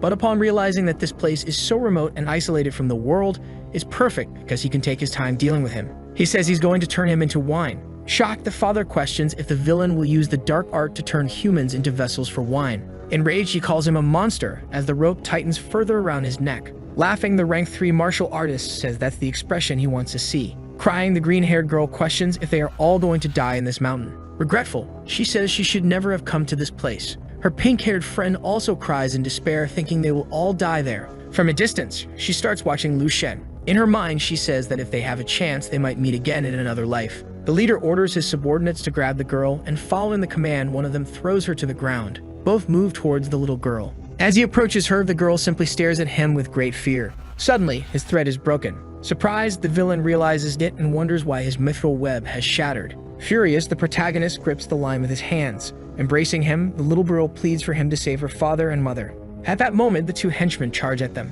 While smiling, Lu throws a punch at one of them without even looking at his opponent. In an instant, he defeats both while ruffling the little girl's hair. Seeing this, the man is astonished and questions if he might be a rank 5 martial artist. Analyzing him, the hero thinks the villain looks weak, lacking internal strength and energy. Intrigued, he remarks that there's no way he could be rank 5, then asks how he managed to break his web. At this point, the villain asks Tang Maolin if this is the boy who is going to protect him. He explains that without any internal strength, he's just a strong kid, and his web will slice his body like butter. Smiling, the hero replies that the villain can certainly try. Deeply irritated, the man insists that he's overestimating himself. Then he launches a hideous giant spider from his webs toward him. Raising his hands, the protagonist begins to defend himself. The green-haired woman realizes he has perfect control over the martial arts, and that this level is nearly divine. Witnessing all this, the villain questions how this is possible and states it makes no sense. Holding the webs without any difficulty, he asks if the villain is finished speaking. Then he yanks the man using his own threads. Startled, he wonders how this boy can control his web like that. Puffing up, he asserts that even if he's going to die, he will drag the hero down to hell with him. At that moment, the villain appears like some kind of dumpling. Intervening, the old man warns that the man is going to implode his psychic energy and everyone present will die in that explosion. The hero's love interest is on the ground crying, wondering what they should do. Seeing all this, Lu Sheng begins to admit that the man's psychic energy is truly pathetic, then makes his hand grow large and moves toward the meat dumpling. Seeing this, the villain becomes completely confused. Lu starts to close his hand while gripping the villain. Imploding, the man becomes desperate and then explodes.